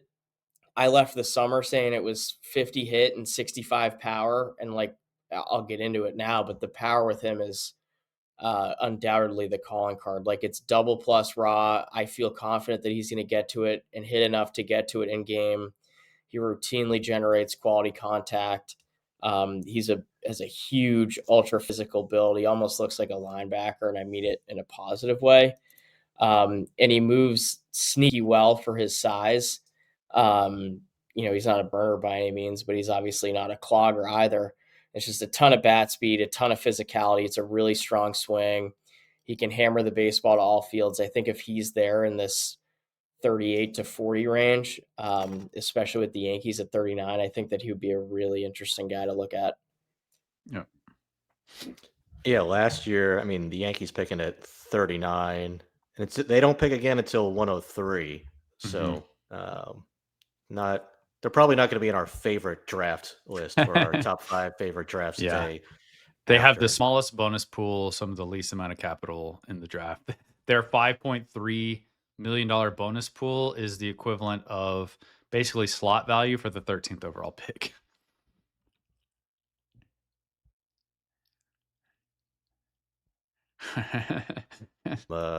From the Mets alone. So, Think that makes it more likely for the Yankees to take a hitter than a pitcher. I mean, they took a lot of physical pitchers last year, so like Riley Quick would fit a lot of the descriptions of like a lot of the arms they took a year ago.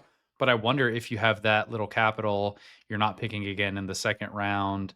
I wonder if that just makes it more likely that you take a hitter than a pitcher. I could see that rationale. yeah, well, last year they took Ben Hess with their first round pick, Bryce Cunningham, second round pick, Thatcher Hurd, third round. I mean, Ben Hess, man, it's flashed really good at times. It certainly has not been consistent. The walks have been high this year. Bryce Cunningham has been really good when he's been healthy. Just hasn't been as on the field over the last month now. But I wonder, do they like is Riley Quick an appealing option for the Yankees potentially if drafting Ben Hess's former teammate now, or Mhm. do you think they go a different direction, Peter? It's interesting. I think with Quick, and we had touched on Quick a little bit, earlier. Like the fastball shape with him is not that of the other arms. Like it's more run and sink and kind of this bowling ball heavy action than a ride guy. And there isn't a ton of swing and miss with the fastball. Um, but the cutter's a really effective secondary for him. It's a plus pitch. The slider's an above average offering. He has the build. of this physical workhorse right-hander. I think he's absolutely a candidate to be in play if they do go the route of an arm. Taking a lot of high school shortstops as well with their top picks. So if guys like Josh Hammond, Ryan Mitchell are around, even further down the board, looking at some names like Dax Kilby, Josh Owens, like none of those profiles would jump out to me as like super shocking to see the Yankees take, especially in this range of the draft board. But those are all speculative guesses from me.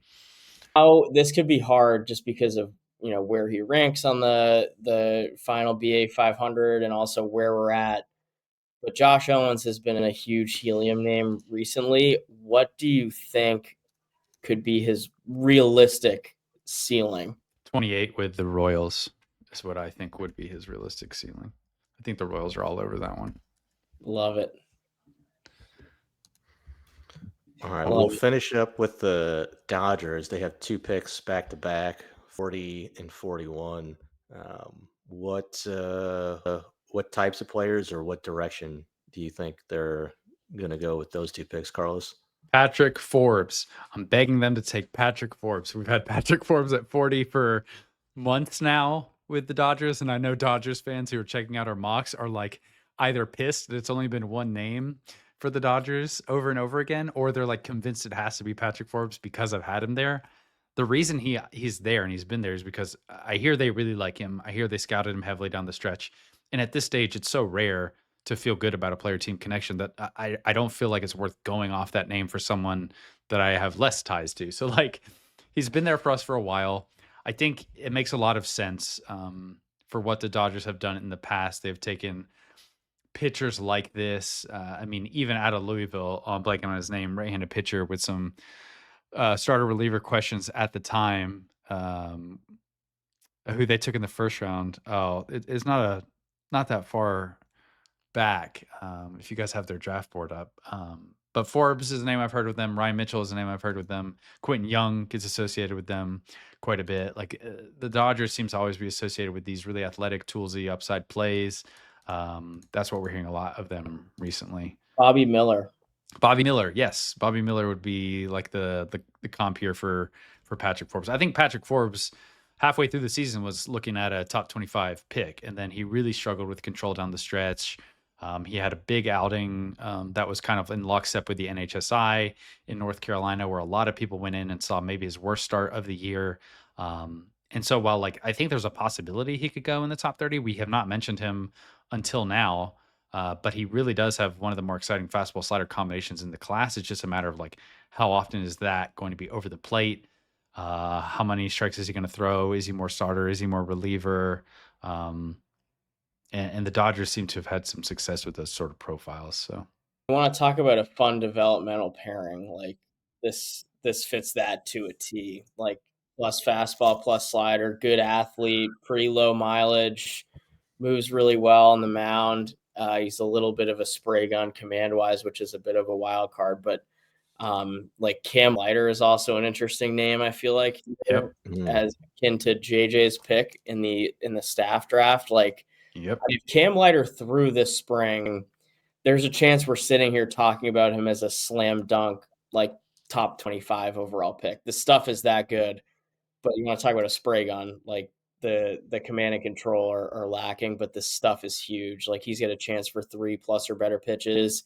The injury history and what exactly it is really kind of scary to think about. But yeah, I think he's also in play here. He threw a bullpen earlier this week in front of most of the teams in the industry, and it was like 92, 95. So it's good to see him just back on the mound throwing again.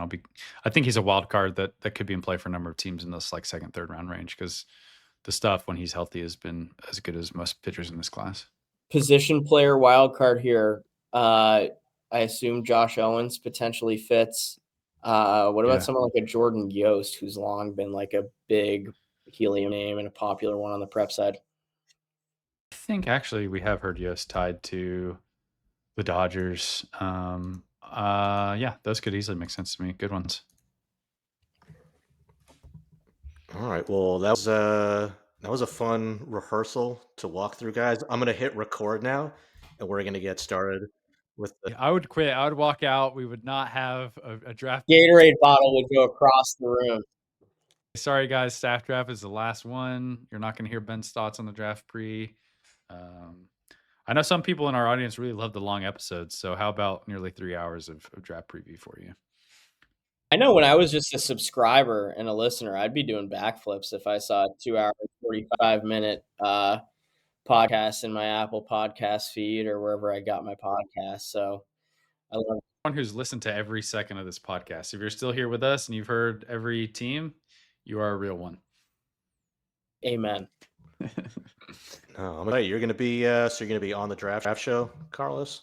Yes, I'm scheduled to be on the draft show for MLB Network on night one. I'll be hanging out with former friend of the program, well, still friend of the program, Jim Callis, Lance, former friend, former BA prospect extraordinaire Jim Callis, Lance Brusdowski, and then I think on rounds 2 and 3 we'll hop on the main set and run through them. So fingers crossed, there's no one drafted who we are not aware of.